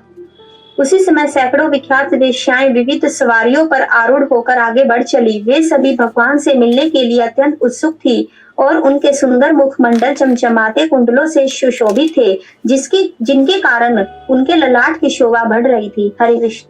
हरे कृष्ण। तो अभी वैदिक काल में आप देखेंगे यहाँ पे प्रभुपाद का लंबा चौड़ा प्रपोट है और कई बार लोग इस पे ऊपर डिबेट भी करते हैं। प्रभुपाद की सबसे पहली लाइन है, अब देखिए मिलने के लिए बहुत सारे लोग आए, लेकिन अभी ऐसे व्यक्तियों का वर्णन किया जा रहा है, अब देखेंगे आगे भी वर्णन आएगा 2-4 श्लोकों में, कि एक कंप्लीट सोसाइटी कैसे रहता है, यू नो, और सोसाइटी में किस किस प्रकार के लोग हो सकते हैं और उन सबको किस तरह से हमें देखना चाहिए, किस एंगल से देखना चाहिए। तो यहाँ पे इन वेश्याओं का वर्णन किया गया है जो भगवान को देखने के लिए आगे आई थी, राइट। आखिर वेश्याएं भी क्या है, भगवान की एक अंश है, राइट, वो भी एक व्यक्ति है, इंसान है। अब प्रभुपाद पर्पट में लिखते हैं, यदि वेश्याएं भगवत भक्त हो तो हमें उनसे भी हम घृणा नहीं कर सकते, राइट। और ऑफ कोर्स प्रभुपाद फिर देते हैं कॉन्टेक्स्ट की आज भी भारत के बड़े बड़े नगरों में ऐसी अनेक वेश्याएं हैं जो भगवान की निष्ठावान भक्त हैं, और प्रभुपाद का कंपैशन देखिए, किस प्रकार परपोर्ट लिखते हैं प्रभुपाद। हालांकि हमारे 4 रेगुलर प्रिंसिपल में एक प्रिंसिपल आता है ना, अवैध स्त्री संघ को त्याग देते हैं हम लोग। तो हमें कई बार जो प्रिंसिपल है उस प्रिंसिपल को जब हम अप्लाई करते हैं और हम उसके ऊपर स्टडी करते हैं, तो उस प्रिंसिपल से हमें देखना चाहिए कि हम किसी व्यक्ति के प्रति हेटफुल ना हो जाए। हालांकि वो तथ्य है, अवैध स्त्री संग करना पाप है एक, राइट। लेकिन देखिए प्रभुपाद कैसे लिख रहे हैं कि समय के फेर से, यहाँ पे 2-3 कारण दिए जाएंगे। समय के फेर से किसी को ऐसा पेशा ग्रहण करना पड़ जाता है जो समाज में सम्मानित ना हो, लेकिन इसके कारण भगवत भक्ति करने में कोई व्यवधान नहीं आता, राइट। तो यहाँ पे 2 प्रभुपाद चीजें लिखते हैं। एक तो ये कि किसी किसी के जीवन में कुछ ऐसा परिस्थिति उत्पन्न हो गया होगा जिसकी वजह से उसे वो एक पर्टिकुलर प्रोफेशन फॉलो करना पड़ा होगा, राइट। और आप देखिए प्रभुपाद का वो ऊपर का लाइन कि अगर ये स्त्रियां भगवान की भक्त हैं तो हम उनको नकार नहीं सकते उनको। अभी आप देखेंगे आज के ज़माने में कुछ जो ट्रांसजेंडर रहते हैं, राइट, यूनक, वो भी अच्छे खासे भगवान की भक्ति करते हैं, भक्त बनते हैं। आपने देखा होगा कई ऐसे कुंभ मेला में आप अगर जाएंगे तो उनका एक मंडल ही रहता है पूरा, देखा आप लोगों ने कुंभ मेला में बढ़ चढ़ कर वो लोग आगे आते हैं, भगवान के भक्त रहते हैं। तो हमें उनके एक पर्टिकुलर कास्ट और पर्टिकुलर लिंग से नहीं जाना चाहिए, जबकि ये देखना चाहिए कि ये सब क्या है, भगवान के अंश है और अपने अपनी अनेक अनेक कर्मों और परिस्थितियों के हिसाब से ये लोग अपने अपने अलग अलग जगहों में स्थित है, राइट। और ऐसा होने के बाद भी उनको भक्ति करने में कोई रेस्ट्रिक्शन नहीं है। मटेरियल जो डिस्क्वालिफिकेशन है, अभी देखा जाए तो भौतिक दृष्टिकोण से मटेरियली ये क्या है, डिस्क्वालिफाइड है, इनको समाज में कोई अच्छा नहीं बोलेगा, राइट।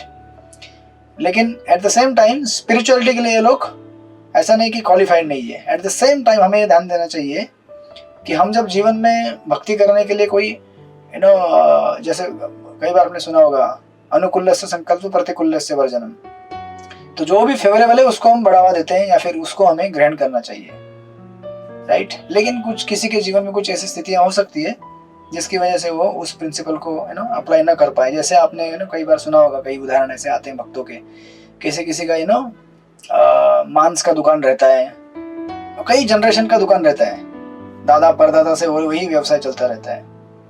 तो अगर उसमें से कोई अगर हरे कृष्णा वाला बन गया तो इमीडिएटली छोड़ नहीं पाते वो, क्योंकि वो उसका आज भी हमारे घर में कांदा लहसुन तो हमने छोड़ दिया है।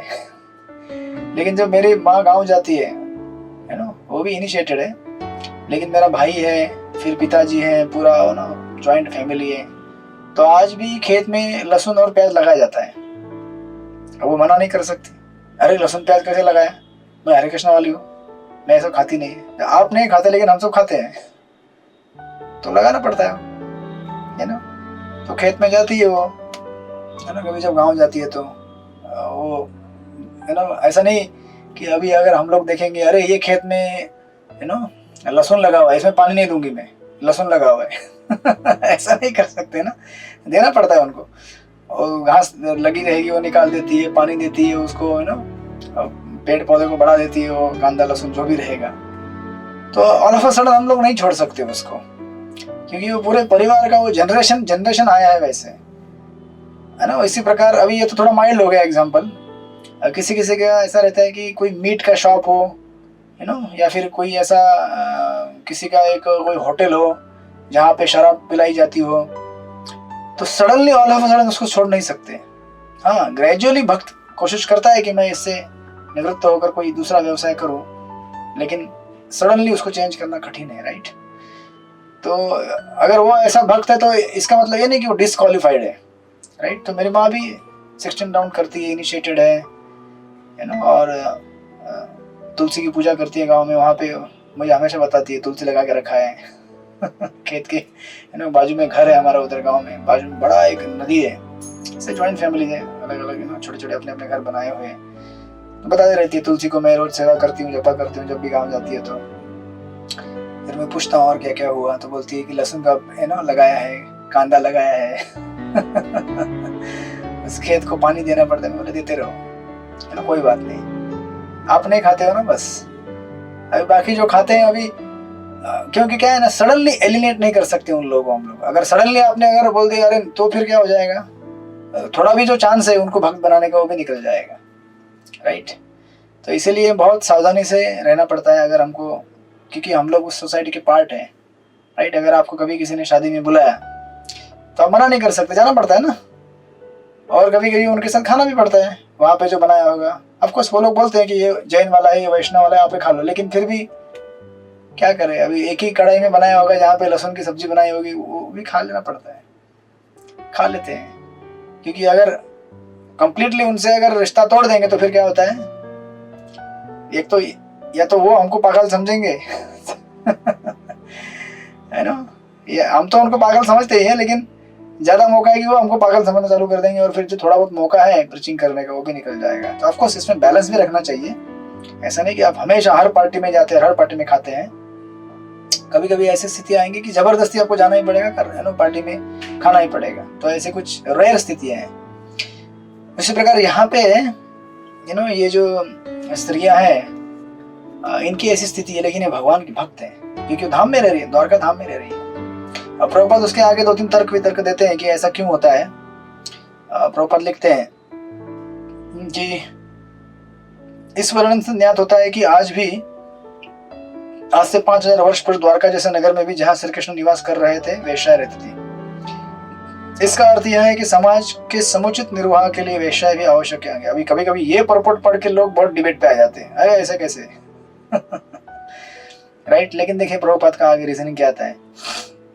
सरकार शराब की दुकानें खोल देती है, इसका अर्थ यह नहीं है कि सरकार मदिरा पान को प्रोत्साहित करती है, राइट। सरकार इसलिए ये दुकानें खोलती है क्योंकि समाज में ऐसे कुछ ना कुछ लोग रहेंगे जो शराब पीना ही चाहते हैं, कुछ भी किसी भी हद पर। आप उनको कितना भी रोके वो शराब पिएंगे ही पिएंगे। तो ऐसे लोगों के लिए अगर आप ऑफिशियली शराब की दुकान खोल के नहीं रखोगे तो ब्लैक अंडरग्राउंड करप्शन, उससे और ज्यादा बढ़ावा मिलेगा उसको। इसीलिए कह देते ठीक है ये शराब की दुकान है, सरकार मान्य है, जिसको पीना है जाओ। लोग देखेंगे तो बोलेंगे शराबी है, दुकान में दिखा था शराब पीता है, हाँ वो चलेगा मुझे। तो लोगों को दिखा के जो भी तुम्हारा स्टेटस है वो उसके हिसाब से तुम अपना करो। उसी प्रकार प्रभुपाद यहाँ पे लिखते हैं आगे कि इस समाज में भी ऐसे कुछ लोग रहते हैं जो अगर अपने फैमिली में मैरिड हैं, वो सेटिस्फाइड नहीं रहेंगे, तो वो लोग अगर ऐसे जगह नहीं होंगी समाज के एक पर्टिकुलर कॉर्नर। ऑफकोर्स यहाँ पे प्रभुपाद आगे हमेशा लिखते हैं कि ऐसी चीजों को बढ़ावा नहीं दिया जाता है और नहीं देना चाहिए प्रोस्टिट्यूशन को, लेकिन समाज का ऐसे कुछ अंग रहते हैं जो लोग आप उनको कितना भी कंट्रोल करें वो लोग सेटिस्फाइड नहीं रहते। तो उन लोगों के लिए सुविधा है तो अभी शास्त्र में तो बताया गया है कि आप अगर व्यभिचार करेंगे तो पाप है। तो अगर ये बताने के बाद भी अगर लोग रेडी, हाँ भाई मैं पापी हूँ, ठीक है जाओ पाप कर लो, फिर उसका परिणाम भी भुगतो, उन लोगों के लिए सुविधाएं हैं। लेकिन at the same time Prabhupada कहते हैं कि हम इस चीजों को एंटरटेन नहीं करते और उसको इनकरेज नहीं करते कि ऐसा होना चाहिए। लेकिन ये कुछ लोगों की ऐसी जरूरतें हैं, इसलिए प्रभुपाद यहाँ पे लिखते हैं कि अगर हमने नहीं खोल दिया, मतलब ऐसा अगर एक पर्टिकुलर सेक्शन नहीं रहेगा तो उससे क्या होता है कि समाज में फिर व्यभिचार बढ़ेगा। लोग प्रभुपाद की वहाँ पे लाइन है उसको मैं पढ़ता हूँ। इस प्रकार जो व्यक्ति घरों में संतुष्ट नहीं हो पाते उन्हें ऐसी छूट की अपेक्षा रहती है, और यदि वेश्याएं न हो तो ऐसे निम्न लोग दूसरों को वेश्यावृत्ति के लिए प्रेरित करेंगे। अच्छा होगा कि वेश्याएं बाजारों में उपलब्ध हो जिससे समाज की पवित्रता कायम रहे। समाज के अंदर वेश्यावृत्ति को प्रोत्साहन देने की अपेक्षा वेश्या वर्ग को बनाए रखना अच्छा होगा। वास्तविक अभी देखिए इतना सब बताने के बाद फिर आगे प्रभुपाद कहते हैं वास्तविक सुधार तो सभी लोगों के लिए, सभी लोगों को भगवत भक्त बनने के लिए प्रभुत्व करना होगा, जिससे जीवन के समस्त पतोन्मुख कारकों पर रोक लगेगी। यानी कि it's not entertain, it's not encouraged, right. But at the same time जैसे मैंने कहा ये उदाहरण देकर मीट का या फिर वो कांदा लहसुन वाला, कि कुछ ऐसी चीजें होती हैं जिसको suddenly all of a sudden आप चेंज नहीं कर सकते। They are part of that society and part of that basically बद्ध जीव है, संसार में आए हुए, भोग लेना चाहते हैं, भोग करना चाहते हैं, तो फिर क्या उनको आप सडनली चेंज नहीं करा सकते, ग्रेजुअली। इसलिए प्रॉपर लास्ट में वो आगे सॉल्यूशन देते हैं कि वास्तविक सुधार तो सभी लोगों को भगवत भक्त बनने के लिए प्रवृत्त करना होगा। और उसी प्रकार जो ये स्त्रियां हैं, उनको भी अधिकार है भगवान की भक्ति करने का, और अच्छी भक्त बनेंगी तो सब छोड़ देंगी सब प्रोफेशन, है ना। ऐसे कई उदाहरण आपको मिलेंगे, इस्कॉन में भी ऐसे कई उदाहरण हैं जो है ना भगवान की भक्ति के संपर्क में आने के बाद उन्होंने सब छोड़ दिया और उनको समझ में आया। तो अभी होता क्या है ना कि आज के समाज में है ना दो चीजें चलती हैं एक्सट्रीम लेवल पे। एक एक्सट्रीम होता है कि ऐसे लोगों को बहुत प्रताड़ित जाता है कि अरे ये ऐसा है वैसा है, ये ना एकदम गए गुजरे लोग हैं। एक तरफ ऐसा चलता है और एक तरफ बहुत ग्लैमराइज किया जाता है। अभी आप बताइए इंटरनेट में जो है ना पोर्नोग्राफिक चीजें चलती हैं वो सब क्या है, ये सब वेश्या उड़ती है पूरी। तो उसको इतना ग्लैमराइज किया जाता है, इतना उसको हाई प्लेटफॉर्म पे रखा जाता है कि कभी कभी ये लोगों के समाज के रोल मॉडल बन जाते हैं। हम देखिए है ना, ऐसा दुर्भाग्य है लोगों का, ऐसी दुर्दशा है। अभी आप ज्यादा बॉलीवुड को बोलेंगे तो भी कोई अगर सुन लेगा रिकॉर्डिंग तो मुझे नोटिस भेज देगा लेकिन ये सब लोग कौन है ना, ये सब लोग वही है, उसी तरह के लोग हैं। अब इनको रोल मॉडल बनाया जाता है ना कि आप हमारे आदर्श हो। अरे क्या आदर्श हो आप अगर नंगे मुंगे कपड़े पहन के घूमोगे और है ना ये सब लिव इन कल्चर और ये सब इसको इनकरेज करोगे, और फिर लोग समाज में वही करते हैं जो देखते हैं, राइट। तो ये दो एक्सट्रीम चलता है। एक एक्सट्रीम मतलब पूरा हेट करो, या फिर दूसरा एक्सट्रीम मतलब पूरी तरह से उनको अपना एक आदर्श बनाकर रखो। अरे ये मतलब क्या बात है ना, ये हीरो या फिर ये हीरोइन जितना कम कपड़ा पहना मतलब उतना अच्छा। ये तो स्त्री को बदनाम करने जैसा हो गया, राइट। तो अभी इसका मध्यस्थी वाला मार्ग क्या है कि उनको भगवान का भक्त बनाने का मौका दिया जाए, राइट। भले कैसे भी हो उनको भक्त बनाने का प्रयास किया जाए। उससे क्या होगा कि ये लोग अपनी स्थिति को समझ पाएंगे कि हम किस स्थिति में हैं, हमें कहाँ से यहाँ से बाहर कैसे निकलना चाहिए, और फिर इवेंचुअली समाज में ये सब चीज़ें धीरे धीरे खत्म हो सकती है। तो ऑफकोर्स प्रभुपाद फिर आगे एक सुंदर प्रसंग देते हैं बिल्वमंगल ठाकुर का। आपने कई बार सुना है बिल्वमंगल ठाकुर जो है ना महान वैष्णव आचार्य हैं, वो चिंतामणि वेश्या के पास जाते थे। अभी आप बोलेंगे कि भगवान के भक्त भी ऐसे होते हैं क्या तो कभी भी याद रखिए कि ये एग्जाम्पल देख के बताया जा रहा है कि किसी भी स्तर का व्यक्ति वो आगे यहाँ पे लिखते हैं, प्रभुपाद कहाँ लिखते हैं, कीरा तो हुणांद पुलिंद पुलकशा, वो एक श्लोक है, यहाँ पे नहीं है लेकिन वो आएगा बाद में, आपको सेकंड कैंटो में आएगा वो, कि किसी भी स्तर में व्यक्ति हो अगर वो भगवान के भक्ति के संपर्क में आ जाए तो अपने आप को एलिवेट कर लेता है, क्योंकि उससे फिर हायर टेस्ट मिलता है भगवान की भक्ति करने का। तो यहाँ पे बिल्वमंगल ठाकुर का उदाहरण है ना, जो जिसके पास जाते थे चिंतामणि करके वेश्या थी, वो उसकी खुद गुरु बन गई है ना। जब वो उनके पास गए एक बार बरसात में भागते भागते है ना एकदम, तो वो खुद बोले कि आप मुझसे प्रेम करके क्या प्राप्त करोगे, है ना, ये जो मेरा शरीर है कैसा है, ये हार्ड प्रॉपर लिखे हैं ना। ठाकुर से उसने कहा कि उस नगण्य स्त्री के हार्ड मांस के प्रति उनको जो आकर्षण है, यदि उसे भगवत भक्ति में भगवान की दिव्य सुंदरता के प्रति लगाया जाए तो अच्छा होगा। और प्रॉपर लिखते हैं ये हम सबके जीवन में आता है मौका। अभी यहाँ पे कोई एक स्त्री है तो किसी के लिए कोई पुरुष रहेगा या फिर कोई भौतिक चीज रहेगी, राइट, जिससे हम आ सकते हैं। तो प्रॉपर लिखते हैं कि यह ठाकुर के लिए परीक्षा की घड़ी थी और वेश्या के वचनों से आत्म साक्षात्कार की ओर मुड़े। बाद में उन्होंने उस वेश्या को अपना गुरु माना और उन्होंने अपने काव्य में कई स्थलों में चिंतामणि का नाम गुणगान किया। इनफैक्ट जब वृंदावन की तरफ जा रहे थे बिल्वमंगल ठाकुर, आपने सुना होगा उनके एपिसोड्स में कि जो प्रोपेंसिटीज रहती हैं वो बहुत जल्दी खत्म नहीं होती है। भगवान बहुत परीक्षा लेते हैं भक्तों की, इतनी परीक्षाएं लेते हैं, इतनी परीक्षाएं लेंगे कि आपको लगेगा बस हो गया, अभी अब तो हमको भक्ति वक्ति करना नहीं है ना। वापस चले जाते हैं वही कांदा लहसुन के खेत में पानी देंगे और फिर निकाल के सब्जी बना के खा लेंगे। ऐसी परीक्षा होती है। बिल्वमंगल ठाकुर जब जा रहे थे तो उनको वृंदावन की तरफ जा रहे थे, तो आपने सुना होगा वो एक कुएं में पानी भरने के लिए स्त्री आती है, तो बिल्वमंगल ठाकुर उसको देखते हैं, आकर्षित हो जाते हैं। लेकिन फिर उनके मन में विचार आता है कि मैं कहाँ जा रहा हूँ, किस लिए जा रहा हूँ। जब भगवान एक बार आपके हृदय में प्रेरणा देते हैं तो फिर उसको कोई रोक नहीं सकता।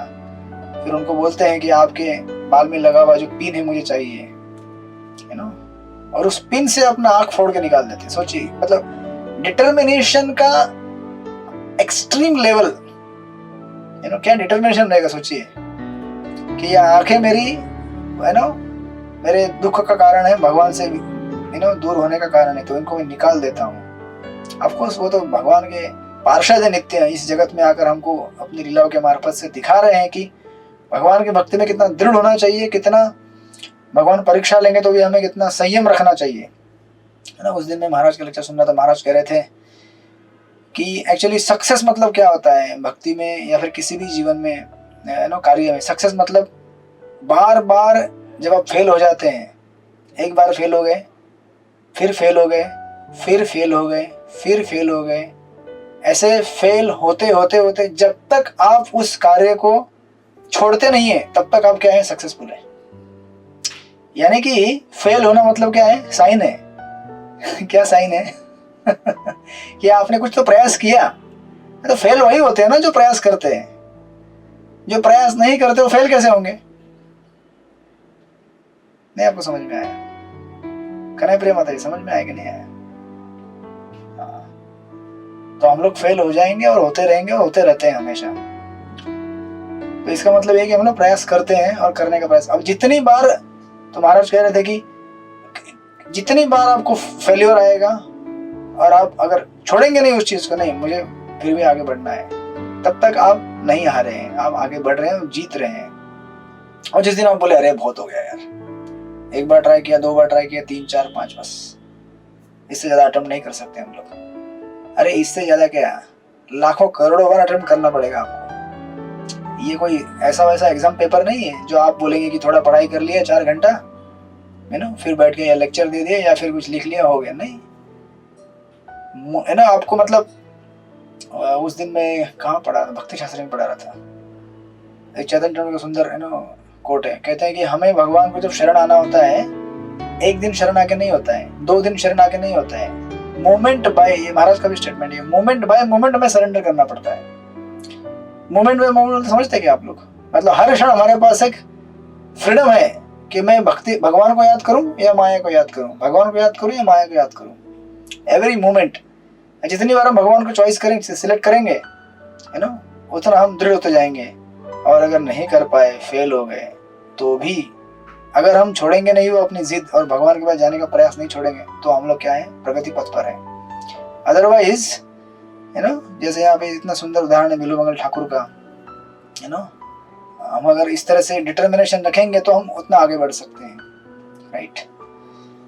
और फिर प्रभुपाद आपको आगे लिखते हैं, ये आपको गीता का कोटेशन दिया है, मामी पार्थ व्यपाश्रित्य ये पीसु पाप योनिय स्त्रिया शूद्र तथा वैश्य तेपि अंतिम पराम गतिम। कहते हैं कि सबको मौका है, कोई भगवान की भक्ति से अछूत नहीं रह सकता, राइट। और जो लोग, एक्चुअली मुझे वो स्टोरी याद आ गई, एक ब्राह्मण और वैश्य की स्टोरी आपने सुनी होगी, यू नो। एक ब्राह्मण रहता है, उसके घर के सामने एक वैश्या रहती है, तो ब्राह्मण हमेशा देखता है कि अरे ये वैश्या है ना, वैश्या ऐसी है वैसी है, पूजा पाठ करते समय वही देखता था, गाली देते रहता था। और वैश्या बोलते थे अरे कितना अच्छा, यू नो, मौका है इसके जीवन में, भगवान का भक्ति करता है, यू नो। दोनों के कार्य अलग अलग है, लेकिन माइंड कहाँ फंसा हुआ है, अलग अलग जगह फंसा हुआ है, राइट। तो इसीलिए देखिए, it's not just the activity, there has to be a consciousness. हमारा मन उस कार्य में लगा रहना चाहिए, केवल क्रिया करके काम नहीं होता है, ना। जब हम चैंटिंग भी करते हैं, हरे कृष्णा कृष्ण कृष्ण हरे हरे, हरे राम राम राम हरे हरे, तो हमारा मन उसमें लगाना चाहिए। या फिर हम कोई सेवा करते हैं, तो ऐसा नहीं कि अरे मैं सेवा कर रहा हूँ, 4 लोग आके फोटो खींचो मेरा, अरे सेवा करने के बाद कोई मेरे को वाहवाही कर रहा है कि नहीं कर रहा है, कल से नहीं करूंगा यार कोई सेवा। ये सेवा में कोई ग्लोरिफिकेशन करता ही नहीं है, है ना। सबसे गाली वाली सेवा कौन सी रहती है? क्राउड केयर, प्रसाद बांटने की सेवा, जो भी वो भी लास्ट में बचा हुआ प्रसाद, जो लास्ट में आते हैं ना, ऐसी सेवा कोई नहीं करना चाहता है। या फिर फंड कलेक्शन की सेवा, क्यों? क्योंकि उसमें शुद्धिकरण ज्यादा होता है और हम शुद्ध नहीं होना चाहते, राइट।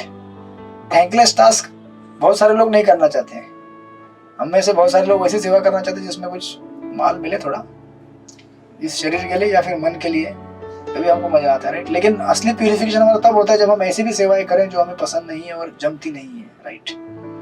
तो ऑफकोर्स फिर जब जीवन का अंत आता है तो फिर वो वैश्या जाती है, ना, ऑस्पिशियस डेस्टिनेशन की तरफ, भगवान के धाम की तरफ, और ये ब्राह्मण चले जाते हैं नरक की तरफ। दोनों को पूछा जाता है, ये पूछते हैं कि ऐसा कैसे हो गया तो बताया जाता है भैया आप क्रिया कर रहे थे एक, लेकिन आपका मन था दूसरी जगह पे, राइट। इसलिए हमारा मन कितना इंपॉर्टेंट देखिए, और किसी को कंडेम नहीं करना है हमें कभी भी, ऐसे लोग हमको मिलेंगे कई बार, आपको यहाँ वहाँ घूमते हुए या फिर दिखेंगे, तो कंडेम नहीं करना है कभी भी, उनके लिए प्रेयर करना है और उनको प्रार्थना करने के ऐसा मौका उनको मिले। इसलिए प्रभुपाद लिखते हैं, ऐसा प्रतीत होता है कि द्वारका की वेश्याएं जो भगवान से मिलने के लिए इतनी उत्सुक थी, उनकी अनन्य भक्त थी और इस तरह भगवत गीता के उपरोक्त वचन के अनुसार वे सभी मोक्ष के पथ पर थी। अतएव समाज में जिस एकमात्र सुधार की आवश्यकता है वह है सारे नागरिकों को भगवान का भगवत भक्त बनाना। इस तरह उनमें स्वर्ग के निवासियों की तरह गुण आ सकते हैं। राइट,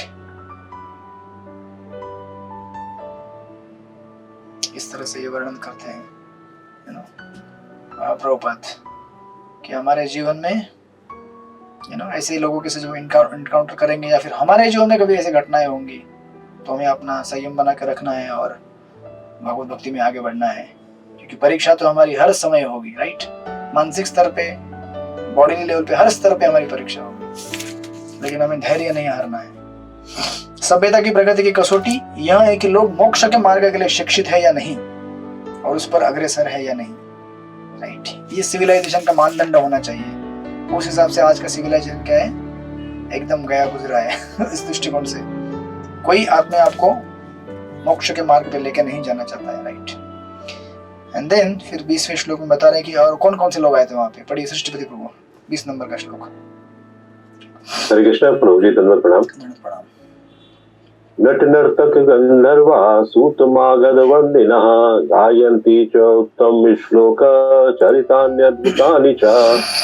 कुशल नाटककार, कलाकार, नर्तक, गायक, पौराणिक वंशावली विशारद यानी भाट तथा विद्वान वक्ता यानी वाचक, सभी ने भगवान के अलौकिक कार्यकलापों से प्रेरित होकर अपना अपना योगदान दिया।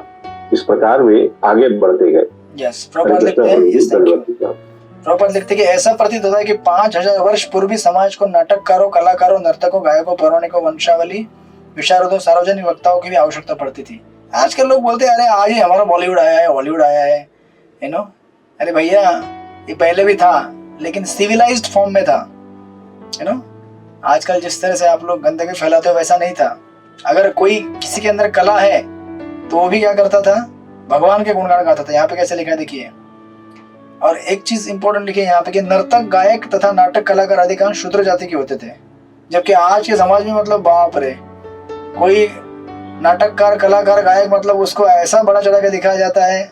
तो आपको किसी कास्टिज्म नहीं है ये कि ये शूद्र है, ब्राह्मण है, लेकिन लोगों को समझना चाहिए कि मैं ऐसा नहीं कि मैं सब कुछ हूँ, अरे मैं भगवान बन गया हूँ, मैं स्टार हूँ। लोगों के अपनी तथाकथित व्याख्या बना के रखी है। और प्रभुपाद लिखते जबकि विद्वान, पौराणिक, वंशावली विशारद, भाट तथा सार्वजनिक वक्ता ब्राह्मण जाति के होते थे।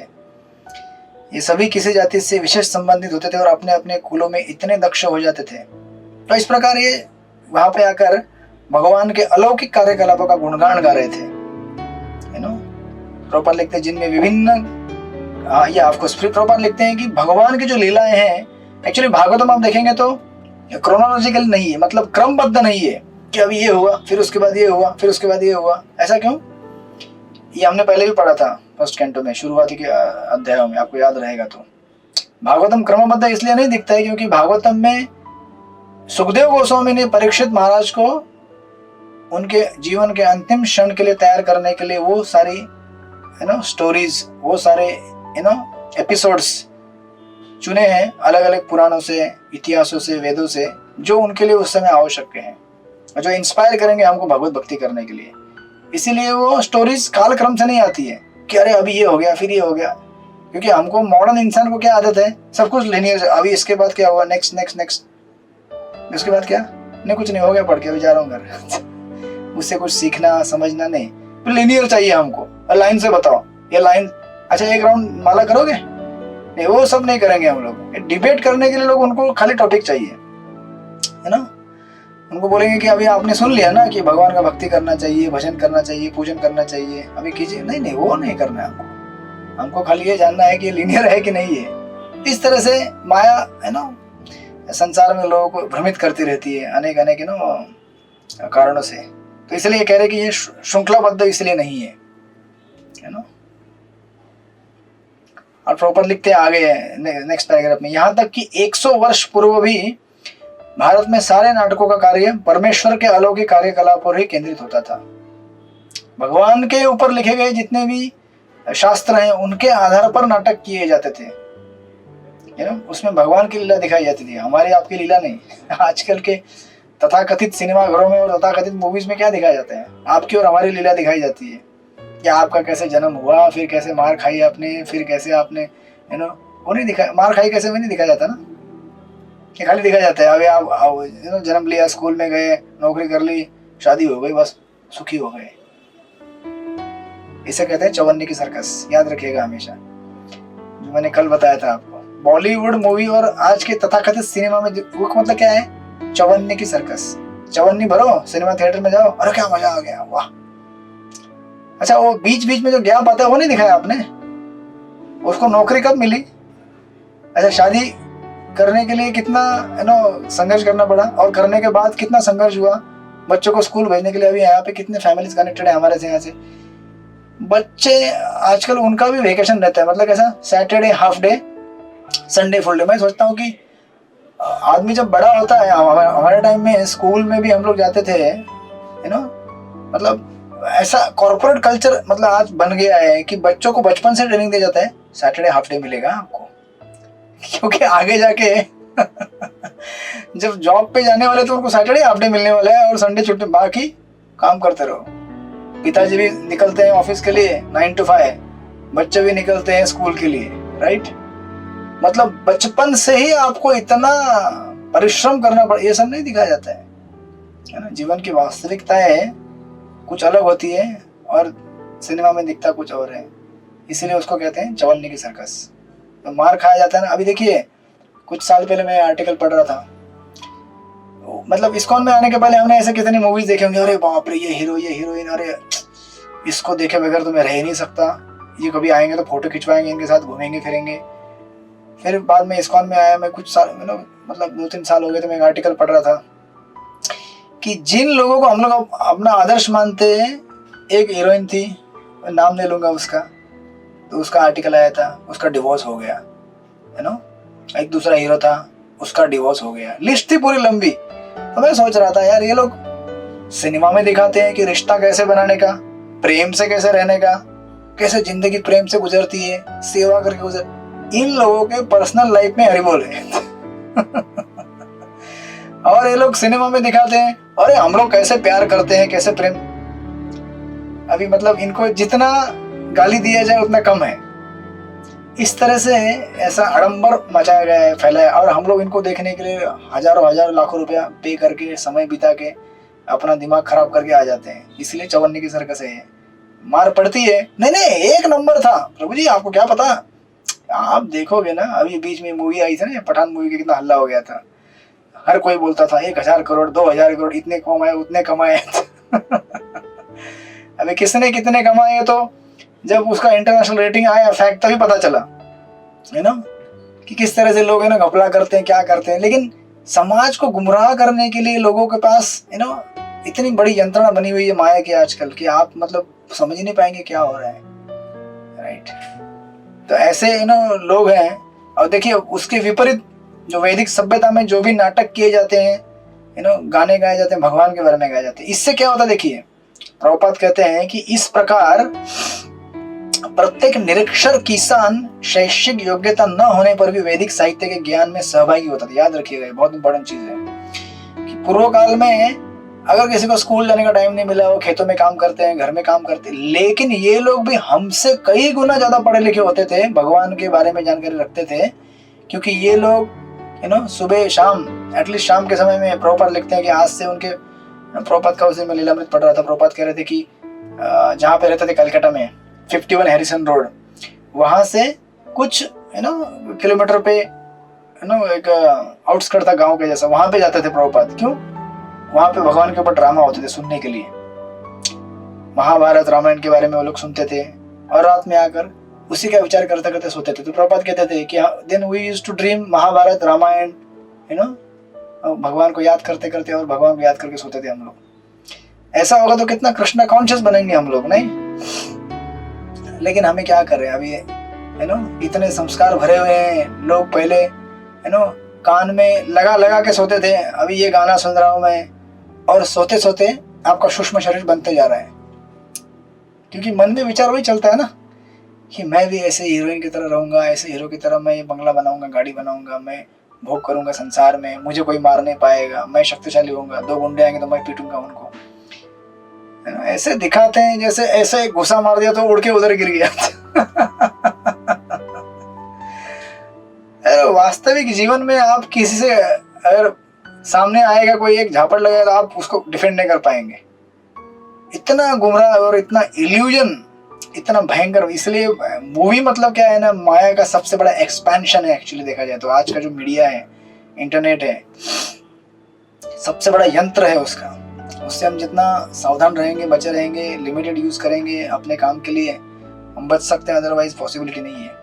और इसकी वजह से क्या होता है कि आज के लोग इतना नाटक देखते हैं, इतना ड्रामा देखते हैं, लेकिन फिर भी उनको अगर पूछेंगे लव कुश किसके बेटे थे, आपने देखे होंगे कई ऐसे कई इंटरव्यू हैं अलग लोगों ने लिए, उनको पूछते हैं राम पता है आपको कौन थे, रावण कौन था पता है, कोई बोलता है कि राम का भाई था।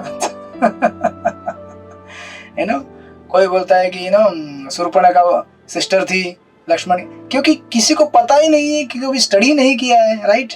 और ये हमारे तथाकथित हिंदू है ना, और हम लोग हिंदू राष्ट्र बनाने जा रहे हैं। अच्छी बात है, बनानी चाहिए, हमको करना चाहिए, लेकिन एजुकेट करना बहुत जरूरी है, अदरवाइज हम लोग बेवकूफ के बेवकूफ रह जाएंगे और फिर हमारी सभ्यता को हम संभाल नहीं पाएंगे।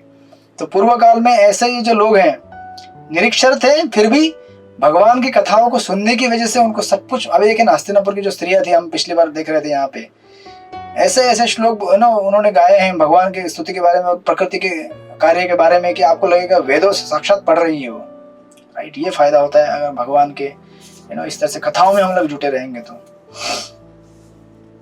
एंड देन प्रभुपाद आगे लिखते हैं, सॉरी सूत गोस्वामी आगे बताते 21वें श्लोक में, यस काशीनाथ प्रभु पढ़िए श्लोक नंबर 21।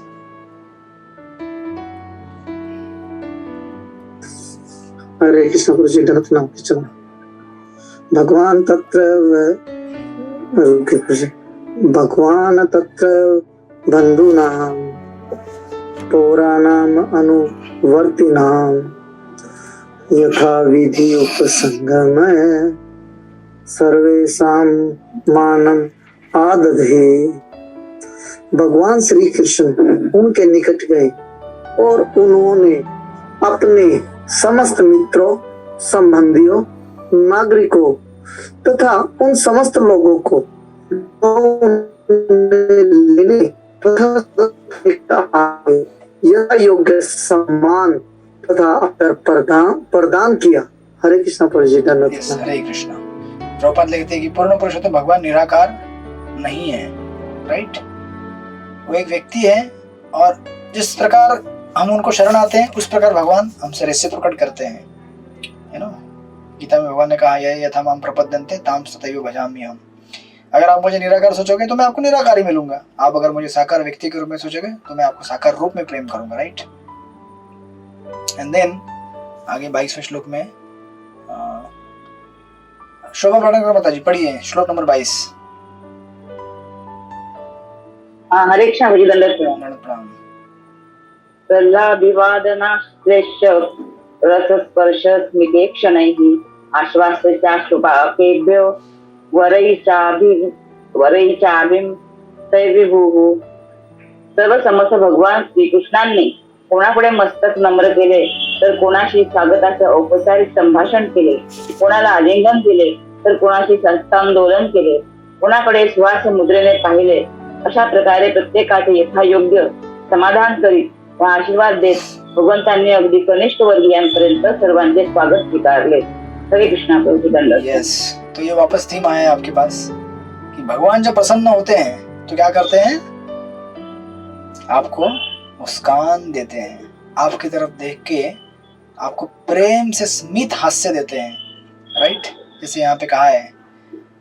और फिर जो जिस प्रकार के लोग थे, मतलब कोई उम्र से बड़ा था, कोई छोटा था, उसके हिसाब से अपने किसी को उन्होंने झुककर किसी को आलिंगन करके, किसी को हाथ मिलाकर या फिर किसी को आश्वासन देकर हंसकर अभिवादन किया, राइट। प्रभुपाद लिखते हैं कि तीसरी लाइन है प्रॉपर्ट की, शुद्ध जीवों के रूप में सारे लोग भगवान के भिन्नांश हैं और इस प्रकार अपने सनातन संबंध के कारण उनसे कोई पराया नहीं है। राइट, तो अभी इस जगत में हम लोग क्या किए हैं कि एक रोल निभा रहे हैं, कोई माता बनाए, कोई पिता बनाए, कोई पुत्र बनाए, कोई टीचर बनाए, कोई स्टूडेंट बनाए। राइट, ये सब क्या है? खेल है, हम खेल खेल रहे हैं। राइट, और फिर जब समय आ जाएगा तो हमें इस खेल को उधर ही आधा छोड़कर जाना पड़ेगा। नहीं, भगवान बोलेंगे आ जाओ, असली माता पिता तो मैं हूं आपका। राइट, इसलिए प्रभुपाद लिखते हैं आगे कि उनसे कोई पराया नहीं है। ऐसे शुद्ध जीव भौतिक गुणों के संदूषण के अनुसार भिन्न भिन्न वर्गों में श्रेणीबद्ध किए जाते हैं। तो हम लोग कोई स्त्री बनाए, कोई पुरुष बनाए, कोई कोई काला है, कोई गोरा है, कोई पीला है, कोई नीला है, पीले लोग भी रहते हैं चाइना के। कोई लाल है, कोई सफेद है, कोई क्या है, कोई क्या है। ये सब प्रकृति के 3 गुणों के कारण हमने क्या किया है, एक अलग अलग प्रकार का दूषण ले लिया है और इससे हम लोग अलग अलग दिखते हैं यहाँ पे।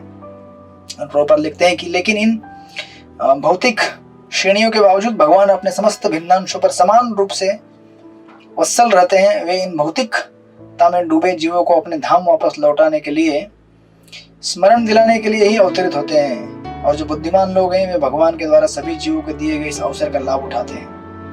राइट, आज मैं महाराज का लेक्चर सुन रहा था सुबह, एक महाराज का सुंदर स्टेटमेंट है महाराज का, उसको मैंने लिख के रखा नोट्स में। ये लेक्चर नंबर 1000 है। मैं बोला जबरदस्त, लेक्चर का नंबर ही 1000वां है वो सीरीज में, उस लेक्चर में महाराज कह रहे थे कि इस संसार में जितनी भी चीजें हैं भगवान की भक्ति और भगवान से संबंधित, उनको छोड़कर कहते हैं, महाराज कहते हैं कि everything is a castle of sand on shore of. देखिए शब्दों की रचना देखिए, मतलब इसको मेडिटेट करने के लिए मुझे कम से कम 1.5-2 घंटा गया, मतलब मेडिटेट कर रहा था मैं। क्या बोल रहे हैं महाराज, it's a castle of sand on shore of illusion. कैसा लगा? It's a castle of sand on shore of illusion. तो हमने तो ये सुना है कहानी कि समंदर के किनारे में जो बच्चे खेलते हैं ना, छोटा मोटा घर बनाते हैं। राइट, तो समंदर क्या है, महाराज कह रहे थे कि इस संसार में समंदर क्या है? भ्रम का समंदर है, इल्यूजन, मोह का समंदर है। और इस समंदर के किनारे पे हमने बनाया है, कोई बन गया है हरिपरायण बन गया है, कोई सृष्टिपति बन गया है, मतलब आपको भगवान के नाम है लेकिन या फिर कोई विमल मधुमती बन गया है, कोई अनुकंपा शक्ति बन गया है। और उन्होंने अपने अपने इस संसार के भ्रम के समंदर के किनारे पे, समंदर के अंदर तो एंट्री नहीं कर सकते, किनारे पे अपने अपने महल बनाए हुए हैं, या फिर तरुण गौरंग अपने अपने घर, अपने अपनी उपाधियां, अपने अपने स्टेटस रखते हैं आप लोग व्हाट्सएप में, रखते हैं कभी कभी, रखिएगा भगवान का, उसमें कोई प्रॉब्लम नहीं है लेकिन संसार में लोग भगवान का स्टेटस नहीं रखते। राइट, तो ये इस प्रकार रखा हुआ है ना। और फिर महाराज कहते हैं, कहाँ गया, या castle of sand on shore of illusion which will be washed away by waves of time. तो समय की क्या आती है? वेव्स आती हैं। अब समंदर है तो उसमें तरंगे बहेंगे ना।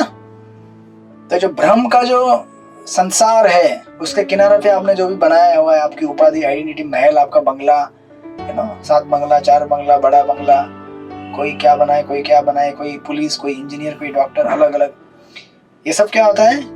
It will be washed away by the waves of time.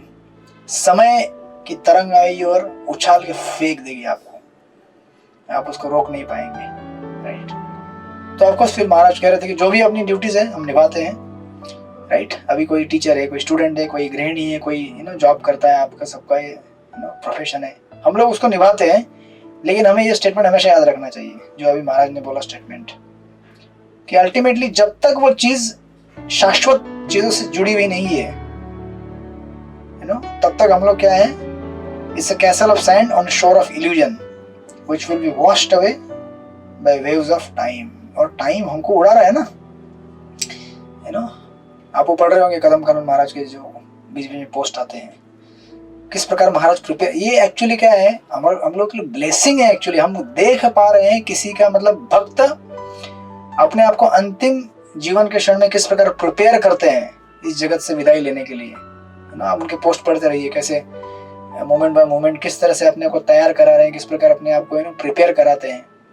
और प्रभुपाद कई बार ये कहा करते थे, जब उनके लास्ट जो उनकी लीला थी, अंत्य लीला प्रभुपाद की, उस लीला में जो भी भक्त उनके साथ में बैठे थे, प्रभुपाद कहते थे कि ये मत सोचना कि आपके साथ कभी ये होगा नहीं।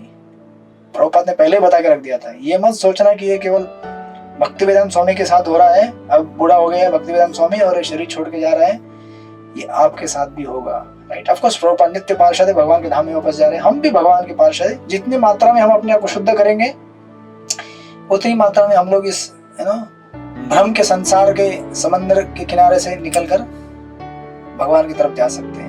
तो आप देखेंगे कदम कदम महाराज के पोस्ट किस प्रकार प्रिपेयर कर रहे हैं, किस प्रकार तैयारी कर रहे हैं वो, है ना।